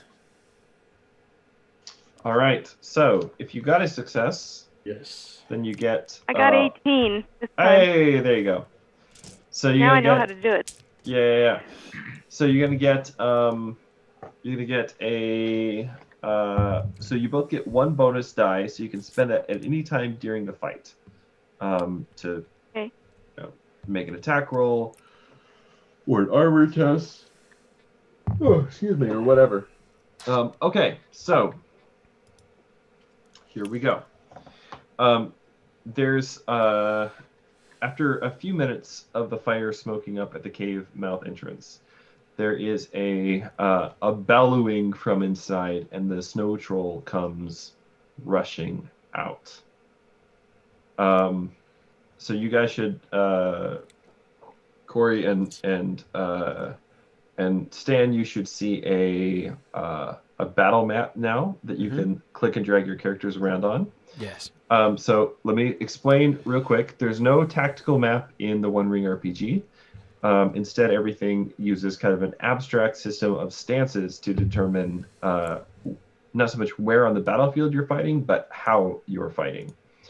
So for Mary and Cecilia, the stance options are basically forward, which is where you are being as aggressive as you possibly can, sacrificing I remember this. defense. Yeah, so the forward stance makes it easiest for you to hit the enemy. It also makes it easiest for the enemy to hit you. Then the opposite of that would be the defensive stance, where you are focusing on defense to the exclusion of offense. It's the hardest for you to hit the enemy, and it's also the hardest for them to hit you. And then the open stance is in the middle of the two, and it's kind of balanced, not sacrificing anything. So my question for you guys would be, where would you like to fight? Forward. All right. I'm thinking that a shield maiden, at least, and Mary, obviously you don't have to agree with me. It said in the background and traits and whatever that they don't flinch at anything. So probably, much as I don't like it, Brunhild's going to fight forward. So is Theodwen because she's called the Fae, and that's what she's feeling right now. All right. You guys impetuously rush forward to recover the honor of your people after such That's right. such a shameful and embarrassing showing. That's right. From Ulfair. How do I determine whether or not I am in a Fey mood or not? So the Fey mood ability, which is a thing that all the Rohirrim share, actually, the Shield Maidens have a special blessing called Faithful Beyond Fear. But normally, so Guthlof and Eamund, you have a Fey mood ability. So the way the Fey mood works is this. When the lust of battle is upon them, they appear as men stricken with grief, their faces deathly white, or as madmen ready to laugh at despair. The riders of Rohlin may enter a battle fury if they roll a rune of Gandalf or an eye of Sauron on any attack or protection roll. So basically anything in combat, if you roll an eye or a Gandalf, you enter a battle fury. I like my chances. I know. You have a 1 in 6 chance of entering a battle fury. Yes. When this happens, you may choose to gain a point of shadow to add 1 success die to all of your close combat attack rolls, up to a maximum of 6 until the end of the battle. So you can basically take on shadow for extra battle fury. I see no downsides. Yeah, absolutely. Absolutely. Especially in a one-shot, you just be like, Yeah. All right. Absolutely. So, when the troll comes howling out, it promptly claws down 2 of the Dunlendings who are still too close, tending the fire, unprepared for it. Imhar and the other 4 jump back, though. setting their spears in place or raising their axes. And Imhar says, "Now, shield maidens, it is time for you to prove with deeds what you have said with your words." And the battle is joined. So the way that initiative works in the One Ring RPG is that whoever is defending goes first. Now this is kind of an ambiguous situation because it's like you guys are the aggressors because you're smoking him out, but also he's attacking you. But in this case, I'm going to say the troll goes first, and my reasoning for that is that overall you guys are the aggressors in this. You follow the troll to his home, and sure. And you're on his home turf essentially. Right. So Right. So the troll is going to begin by attacking. Let's see, there are 4 of you, and there are 5 Dunlendings. So he's going to begin by attacking Brunhild. So sorry, Brunhild. I just rolled to see who he attacked first. So That's okay. Brunhild, he lunges towards you, his jaws gaping, and he's going to attempt to bite you. So you notice I rolled a Gandalf. Gandalfs are bad Gandalfs are bad for bad guys. Right. The same with they're good for good guys. Right. So in this case, it's a 0 to my roll. However, I only needed a 10 to hit in the forward stance, which I still get even with the Gandalf. So I hit with a great success. So when you hit with a great success, you deal your damage bonus, which in this case is 8. Ouch. So Brunhild, I'll go ahead and put this in here. Brunhild takes 8 points of damage. Now you're not wounded or anything like that. So in actual fact, the jaw, the troll's jaws might not have actually made contact with you, but you stumble backwards, breathless, sort of realizing how much danger you're in. Okay, so I'm not on horseback at this point. No, because you've had to lead your horses in. You can't mount up here. Okay. Because of the terrain. So that takes us to all of you guys. Now, basically, you go in order of stance that you're fighting in. Since you're all fighting in the forward stance, you guys can go in any order you would like. So just whoever is ready to go. Oh, when the moment comes, I've got a song that I'm going to sing. Cool. Oh, you should go I was first. just trying to think of one. Well, he hasn't. You guys haven't lost that much health yet, right? So you might want to save that. Okay, sure. Okay. Well, I was going to attack with my spear. All right, go and give me a roll. Do I have a modifier? No, not at this point. You'd have a -2 modifier if you've been in the cave, though. I'm feeling fey. All right, so good. This is a you're feeling fey. So would you like to gain a point of shadow to go into a battle fury? I absolutely would. All right, so you're going to get an extra d6 on all these rolls. Also, you rolled an Eye of Sauron. Yeah. Which means you will be the next person who gets attacked. Yeah. Nah, well, that's only fair. Yep. Okay, so I have to add a d6. Yeah. So your future rolls. Future rolls. Right, Yeah. Okay. Okay. All right. Brunhild. I think that for Brunhild and Theodwin, we'll use the combat buttons here because that'll be easiest to calculate out. So Theodwin, you have a bow and a sword. Your sword is your favored weapon, and then Brunhild, you have also a bow and a sword, and your sword is also your favorite weapon. Okay. If on the next round one of you would like to move to the rearward stance, so there's a 4th stance called rearward, which is the only stance you can use ranged weapons from. So if one of you wants to step back and use your bow, let me know. Okay. I will. I mean, Theoden will. Theoden. All right. So Theodwin will. All right. So you'll go last then. Okay. Brunhild, what are you? Are you attacking with your sword? Yeah, unless you said that I was not hurt. So Yeah, I mean you're not wounded. I mean it's more like when you lose I'm a little, endurance. I'm a Yeah, little it's shaken You're a little up. shaken more up. like being Exactly. shaken, bruised, rattled, etc. Yep. All right, so you attack with your. Nope. I'm staying where I am. All right, Okay. so are you attacking with your sword? Yes. Yeah. Okay. So you attack with your sword, and you're going to miss by 1. So I guess my question here would be: would you like to spend a point of hope? You rolled an 11, but Yes. you needed a 12. All right. So with that, you're going to get a great success. So that's going to do. Woo. That's going to do 12 points of damage to this guy, which is actually the same that he did to you. So as you stumble back, you kind of pick yourself up, set your teeth, and beat on this troll's leg with your sword. Aelmund, it is your turn. So in the skirmish that I just observed, like the skin was rumored to be like a stone. So are the normal weapons hurting it, or? It seems to have irritated it slightly. Okay.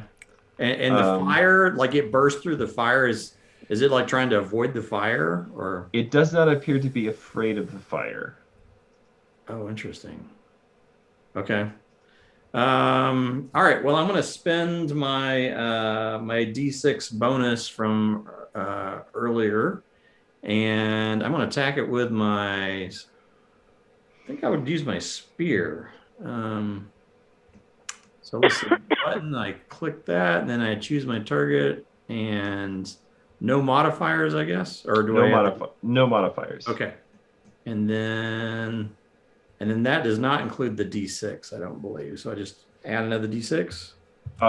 Yeah. After you make your attack, so you've made your attack, and now you can just slash roll 1d6. Okay. So for 2, so that gets you to 12, which is enough to hit. Okay, good. So you're going to hit for 5 points of damage. Aelmund,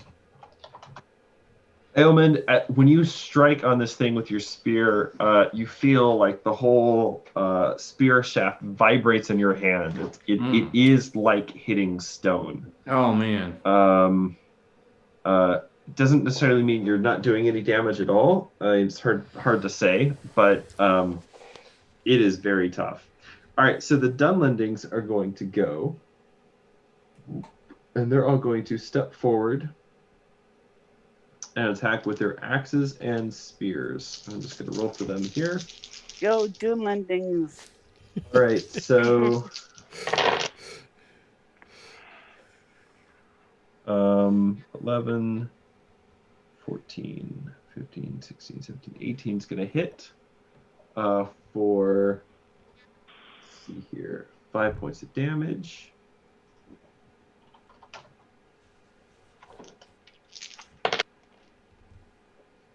And that's another hit that's a great success for 10 points of damage. Go Dunlendings. Yeah. It's another hit for 5 points of damage. Oh, man. They are good at this. That's nice, Sauron. Yeah, they are. Oops. Oh, darn. Why would you say that? That's another Eye of Sauron. Okay, so those two guys don't hit anything. Imhar and his men range around the monster, hacking away at it with their heavy axes. Bellowing out, the troll bellows out in rage as Theodwyn lines up her shot. Theodwyn, are you ready Yes. to take a shot with your bow? All right, I let's am. roll that. You rolled a Gandalf. Gandalf did. Nice. Ooh, nice. Okay. So, when you roll when you hit a Gandalf in combat, it is automatically something called a piercing blow. The piercing blow means that the troll now has to make an armor test against the injury rating of your bow. If the troll fails, then the troll becomes wounded. So just like you can be wounded, the bad guys can be wounded. Okay, Yeah. he rolled an Not so Eye of much. Sauron on his armor test, so he rolled an automatic success. Yeah. So he's not wounded, but he does take 5 points of damage.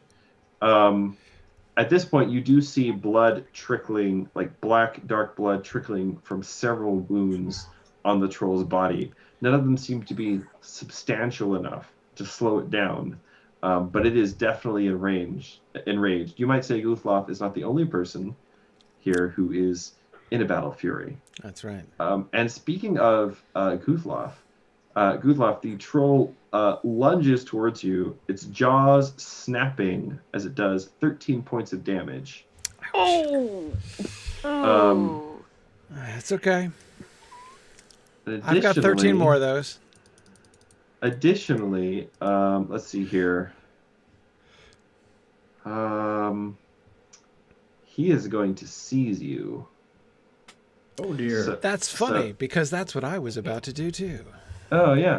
So he seizes you in his arms, and you are unable to change stances until you are unseized, and your parry rating is halved. Okay. Yep, that's what I'm going to do. All right. So that's the troll's turn. Guthlof, it's your turn. I'm going to rip his arm off. Oh, are you? That's it. It's the plan. Okay. How are you going to do that? Are you indeed? I figure, well, it just seemed like the thing to do. So I suppose I can't make an athletics check to rip his arm off?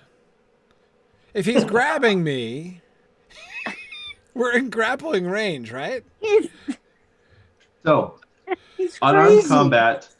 Unarmed combat is resolved using the dagger skill. Ah. So you just make an attack using the dagger skill. Because I was using my spear, so if he's grappling me, it's going to be a little hard to use my spear anyway. Yeah, I mean, you can sort of like swing it around, you know. Oh. Yeah, come It's on. up to you. It's your call. No way, man. If you want to try for the arm ripping, Ripping. That's it. when else are you going to get to do this? That's it, right? I mean, and it's, steel skin. It's what you do. It's what you do. All And right, anyway, give me- he started the grabbing. So It's true. It's true. Yeah. All right, give me a dagger roll. Okay. Dagger roll.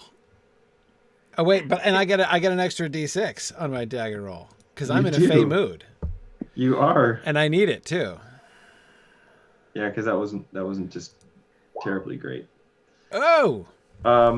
Well, that just hits. You do not rip off any arms. Oh come on! Don't I even get like an athletics check or something? Shouldn't that be an athletics check? So what you would need, Okay. is you would need to hit your edge, I which see. would be you would need a Gandalf. I would need to Gandalf him. Yeah, Yeah. it makes sense. Yeah. Yeah. I'm pretty sure Beowulf Gandalfed him on that.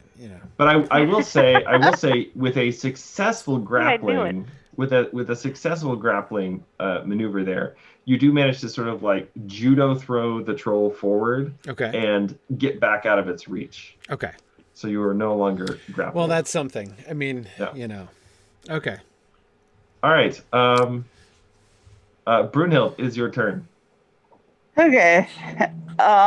You want to slash with your sword again? I'm sorry. So you want to slash with your sword again?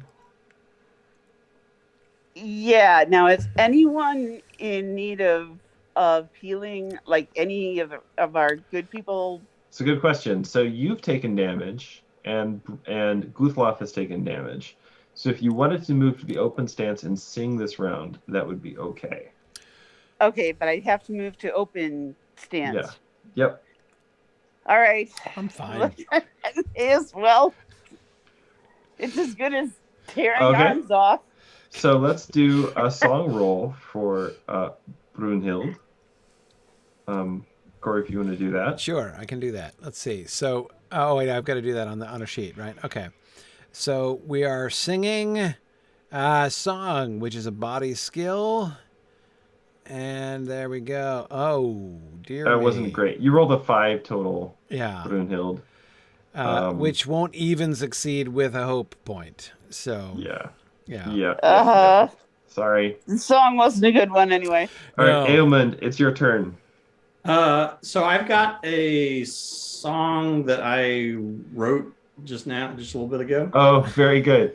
What? So you'll have to be in the open stance to sing it. Okay, can I move to open stance? Yeah. Typically speaking, you can only move at the top of the round, but since this is everyone's first time in this system, it's all right. It's all right. So go ahead. Go ahead. All right. Arise now, all we brave warriors. The fight is fierce, but this do hear. Our weapons will glint by firelight to slay the troll with sword and spear. Fear not this hideous beast which against our beaten shields assails. Let us brave few riders fight. Let no strength wane, let no heart fail. The slayer of steadings will fall. Its corpse's blood will stain the snow. The slain horses will be avenged, and the marks valor all will know. Yay! That was awesome. Woo! That was awesome. Like, what tone was that? Do you know? I just made it up. I don't know. I'm just giving you a hard time. I'm giving you a hard time. Now, how come he didn't have to do a song roll like I did? Well, okay, so this is the house rule that I was talking about earlier, which is if you compose a song, I will just give you the roll. Oh, had I known that? Anyway, It's okay. I remembered that. It's all right.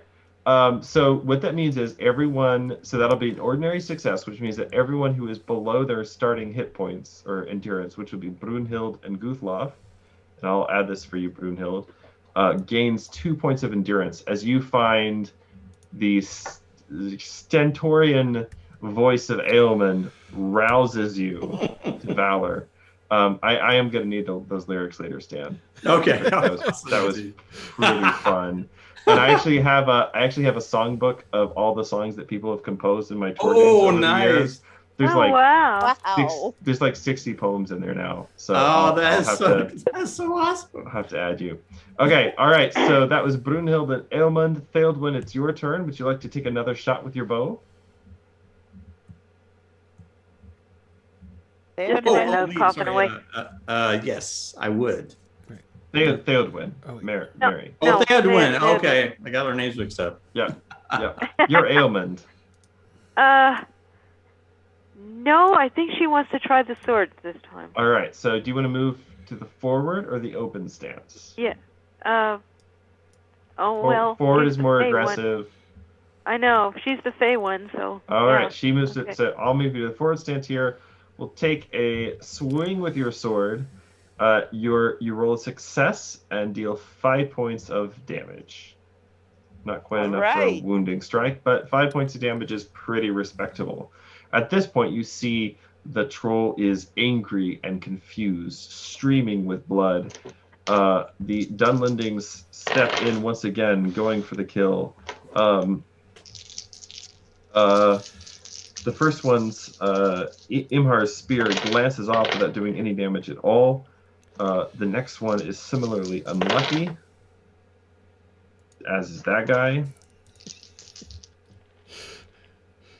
That guy rolls an Eye of Sauron. Things are going from bad to worse. From bad to worse for the Dunlendings. Right. So that guy hits for 10 points of damage. Oh, nice. Oh, that's better. Right. Every time Corey says something, your luck switches. So. And that guy is a 10. That's a 13. That guy just misses. So the Dunlendings continue to attack, but their weapons are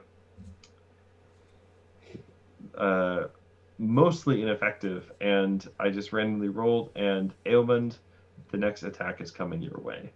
So the troll lunges forward towards you, one hand sort of like trying to plug its ears against your song, the other grasping at you. It, however, misses as you dodge nimbly out of the way. And Guthlof, it is your turn.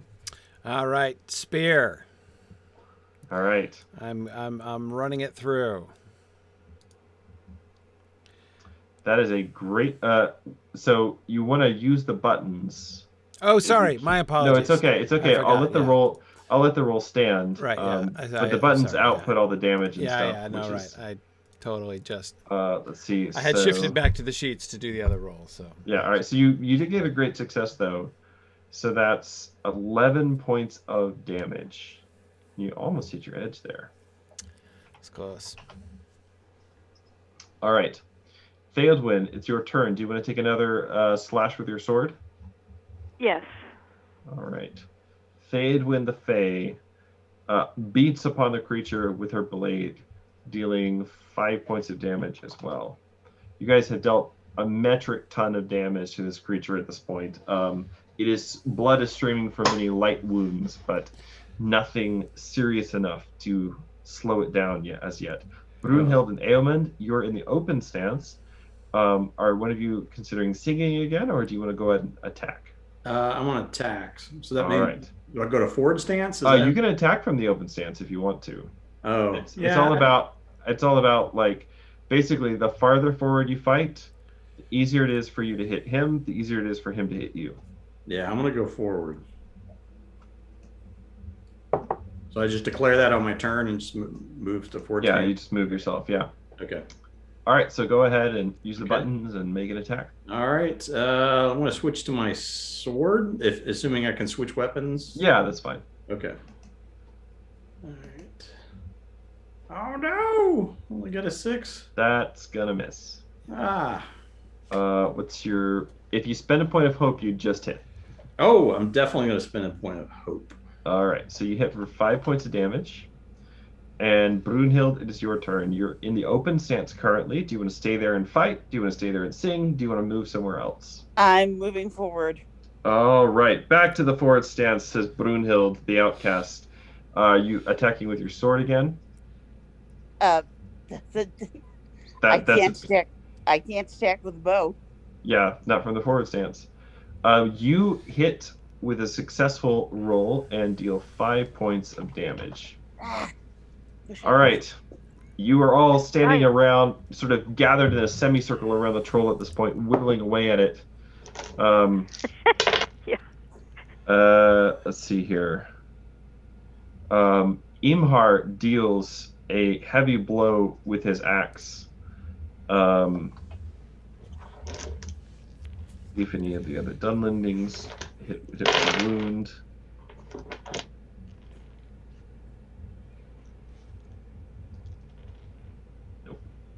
All right. At this point, the troll is streaming with blood. It's totally infuriated. And I will just tell you, there are certain creatures of, shall we say, great size in the One Ring RPG, which can only be slain if they are both dropped to 0 hit points and take a wounding strike. Mm-hmm. So, you guys have now gotten the troll's 96 points of endurance down to 0. Right.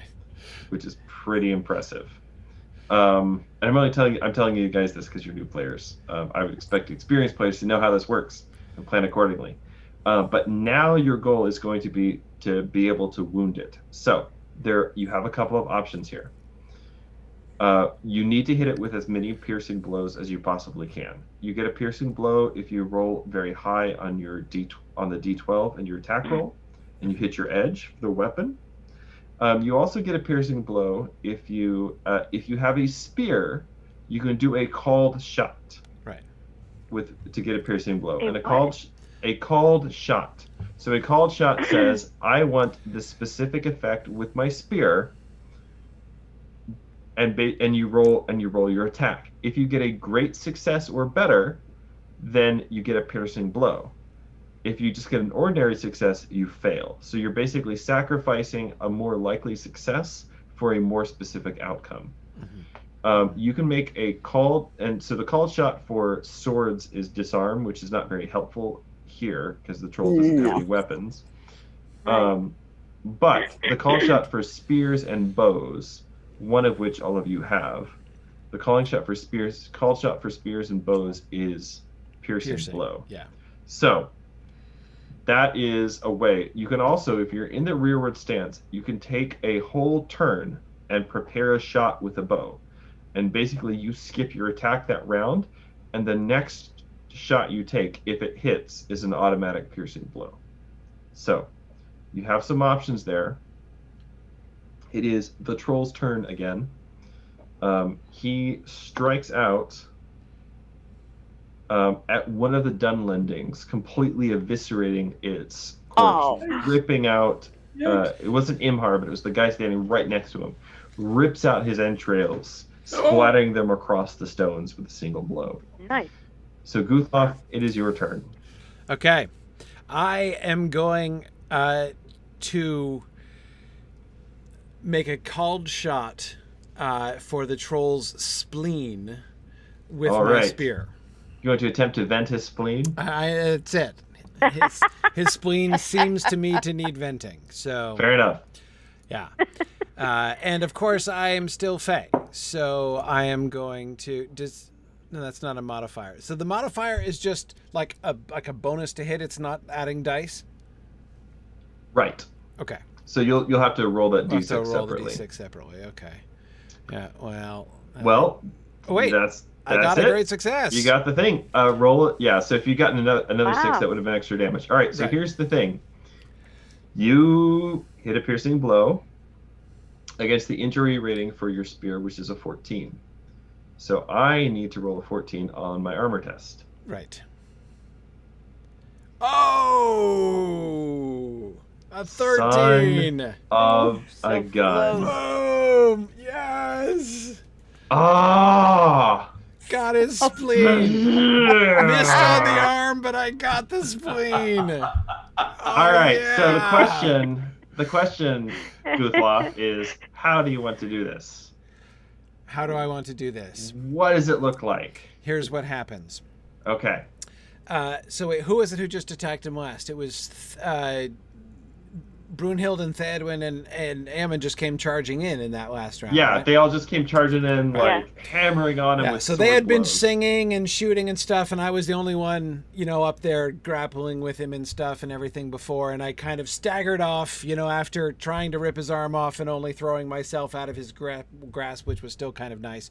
But anyway, as soon as I did that and I was staggering aside, they came charging forward, and they're hacking him with his swords and stuff, and they were getting... So while he was distracted and then further distracted by eviscerating the other guy, I gathered myself with my spear, and being as fey as I was, I just braced the spear under and just charged my whole self forward, barreling into him with the spear forward, and I was aiming very carefully, using my experience as an outrider and with all of my shadow lore in order to locate his spleen with excellent precision, and I drove my spear into his side.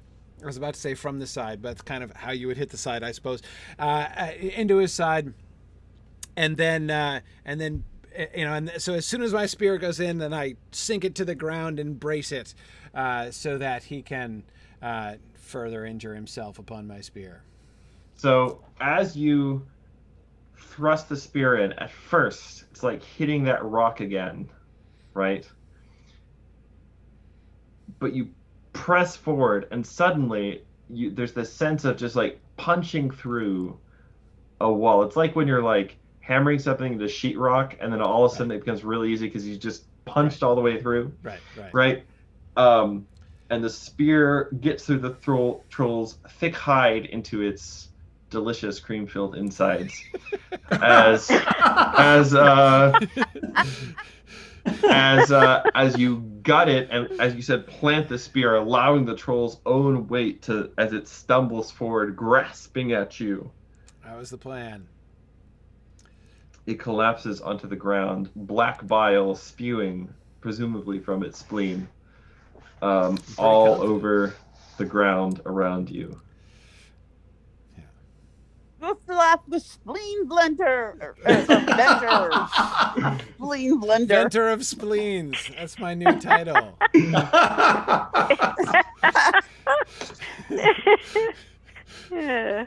Dunlendings The four that remain stand, straighten themselves, look down at the troll as it thrashes in its death throes. And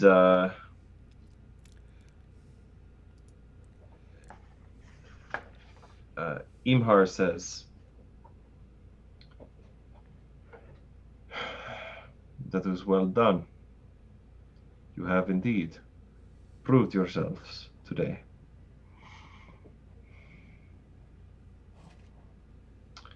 I will return with you to your great town. Ooh. I wish to see this king whom you serve, and to tell him of the deeds of valor you have done this day." That might not go well. That's a lovely idea, but I feel the impulse to persuade somebody of something that might be a better idea. Well, you're eminently convincing at the moment because you just killed a troll. So I'm not going to make you roll for it. But what are you going to tell him to do instead? I'm going to tell him.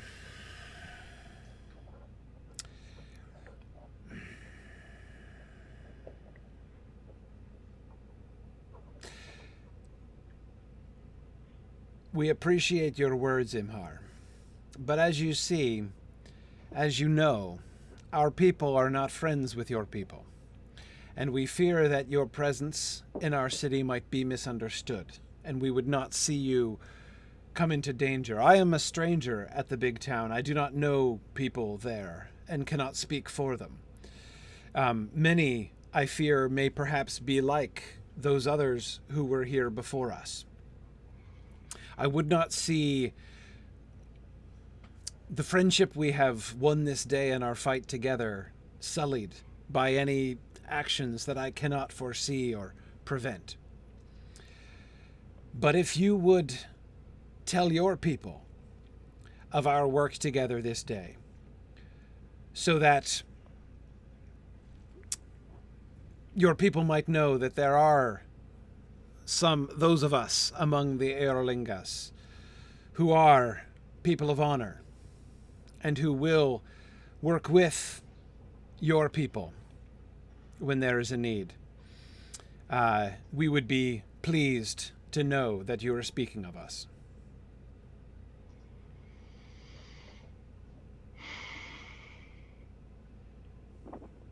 I understand. There may come a day when there is war between my people and the Strawheads. But it will not come through us.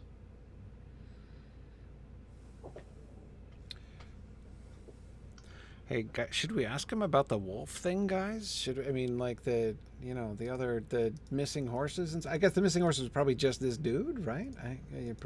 So we've probably already solved that problem. Okay. So, the snow trolls treasure hoard. Nice. Of which, of course, there is one. Of course. Oh, yeah. It is worth 250 treasure. Now, treasure is an abstract measurement in the One Ring RPG. Essentially, it equates to about the 1 year's living for a peasant family. So, that's in coins, gems, other items of worth. However, if you would like to find out if you find anything especially interesting or valuable in the Troll's Treasure Hoard, you may roll 2d12 for me and tell me what each one of them are. So roll them separately, Marie. Sorry. Yeah, okay. Mary. Why can I not say your name? Anyway, Mary. I wish I shall do that. Okay. All right, so you got a 10 and a 4. All right, so you don't find anything terribly interesting, Corey. Okay, and then Brunhild. Go for it. Got a 2 and a 5. Yep. Okay. I'm looking for an 11 or a 12. I got 10. You got a 10, and what would you get on the second one? I got 5 and 5. 5 and 5. Okay. Wow. Okay. All right. So none of you find anything that's like like a sword from the elf and goblin wars long ago or something like that. But Oh, man. Oh, This, well. this plunderer Some did people not get so plunder lucky. the proper plunderers, I suppose. Yeah. yes, that's correct. But there is 250 treasure, which basically works out to some of the gold is taken by the Dunlendings as their share in the day's deeds. Where? And the balance you take back, well, this is sort of up to you guys, but the proper thing to do would be to take it back to the Reeve, as you were not acting on your own initiative here, but at the behest of Fengal King, who is your sworn lord. In which case, you were given a proper share of the hoard, which still amounts to about 20 treasure each, for your share in what you've done this day. And so that would be the basis if we were playing an extended campaign. This would be the adventure in which you made your fortunes and entered the sort of political realm of the Rittermark in the years to come. Cool. Nice. So This is when awesome. as the dust settles, Well, you find yourselves tired, weary, not wounded, with some bodies to bury. And when you return to Edoras, laden with treasure, instead of the sidelong looks and the turned up noses and the occasional scolding of an alewife, you enter the town as champions of the king and begin your rise to greatness as lords of the mark. And that's where we'll stop for tonight. Oh, Fourth Brunhild the That Outcast. that All was right. fun. oh my gosh. So I gotta ask, Yep. is there any chance of doing this again sometime? I mean- There's definitely a chance of doing it again sometime. My schedule for the next 2 or 3 weeks is extremely full. But I will try to reach out sometime, and we'll see about maybe. I mean, there's a whole chain of adventures kind of along this campaign path. So if it's possible, I don't want to make any promises without consulting my wife for one thing. But if it's possible, I would definitely. You've all been wonderful, and I would love to play with some of you again. Oh, this I has would been too. such Yes, fun. please. It always really strikes me. I mean, of course, unfortunately, Richard, I've never been able to do more than a one shot in this with you, but I really like. I mean, you can see how with the hope in the shadow and treasure, even the way that the stats go, you can see how much fun this would be for a long running campaign. Yeah. and more sort of fuller character development and stuff. Yes. So I mean that would Yeah, there are a lot of things in a session like this that I'm sort of compressing. Right. Sure. Like to get the full tour experience, you really do have to play like at least 10 or 12 sessions to really get the way that there's just there's so much that the game does, and I think it does it really well. So. And there's I don't understand about how the stats work, how the dice. I mean, like when you get success and when you don't. Sure. But I found my character doing things that I didn't expect her to do. She's supposed to be grim and not talking and whatever, and I mean, she's doing things that I'm going, now wait a minute, and that's so much the way that that when you role play in muds, or when you just, Mary and I have our role play that we go through, and sometimes our characters just take over. Right. And it's just so neat. It was so neat tonight to watch all this happen. So I have a question. I noticed you guys were using software to play. Yes. Mm-hmm. Yes. I wonder if it's accessible. I would love to see. So we're using Roll20. It is really Roll20. not as accessible as it could be. It's not. There are definitely mixed results with that. I've heard some people say it's okay, others say not so much. Okay. I don't know if there's a good alternative. There are basically two other Roll20 alternatives out there right now. One of them, which is called. Wow, I'm just spacing out. I was literally using it just the other day. These character sheets work great in Roll20, by the way. Oh, so I did a little bit of Fantasy Grounds is the other alternative. So I did a lot of custom JavaScripting for my tour setup, which has paid off really well for the last 7 years. Like yeah. Wow. And of course, somebody else put the actual character sheets together, and then I did a bunch of other stuff. But it's been great. So yeah, there's Fantasy Grounds, and there's a new one out called Foundry. And as far as I know, none of them have been like particularly designed with accessibility in mind. Mm-hmm. So like Corey said, I think the results are pretty mixed. I think there is there's a game called Cortex that has powered a lot of the licensed properties like Smallville and I'm blanking on some of the Marvel heroic role playing, that kind of sort of thing.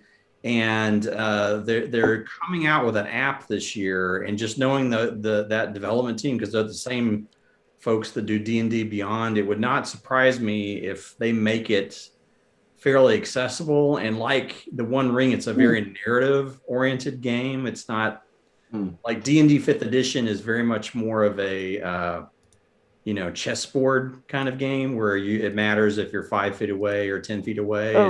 Right. And so it's really not a good, that would not be a great game for accessibility purposes. I mean, you can make it work, but it's hard. Right. Yeah. Right. Well, I'll tell you, I think I like playing in person better anyway. I really do. I mean, this is just fun.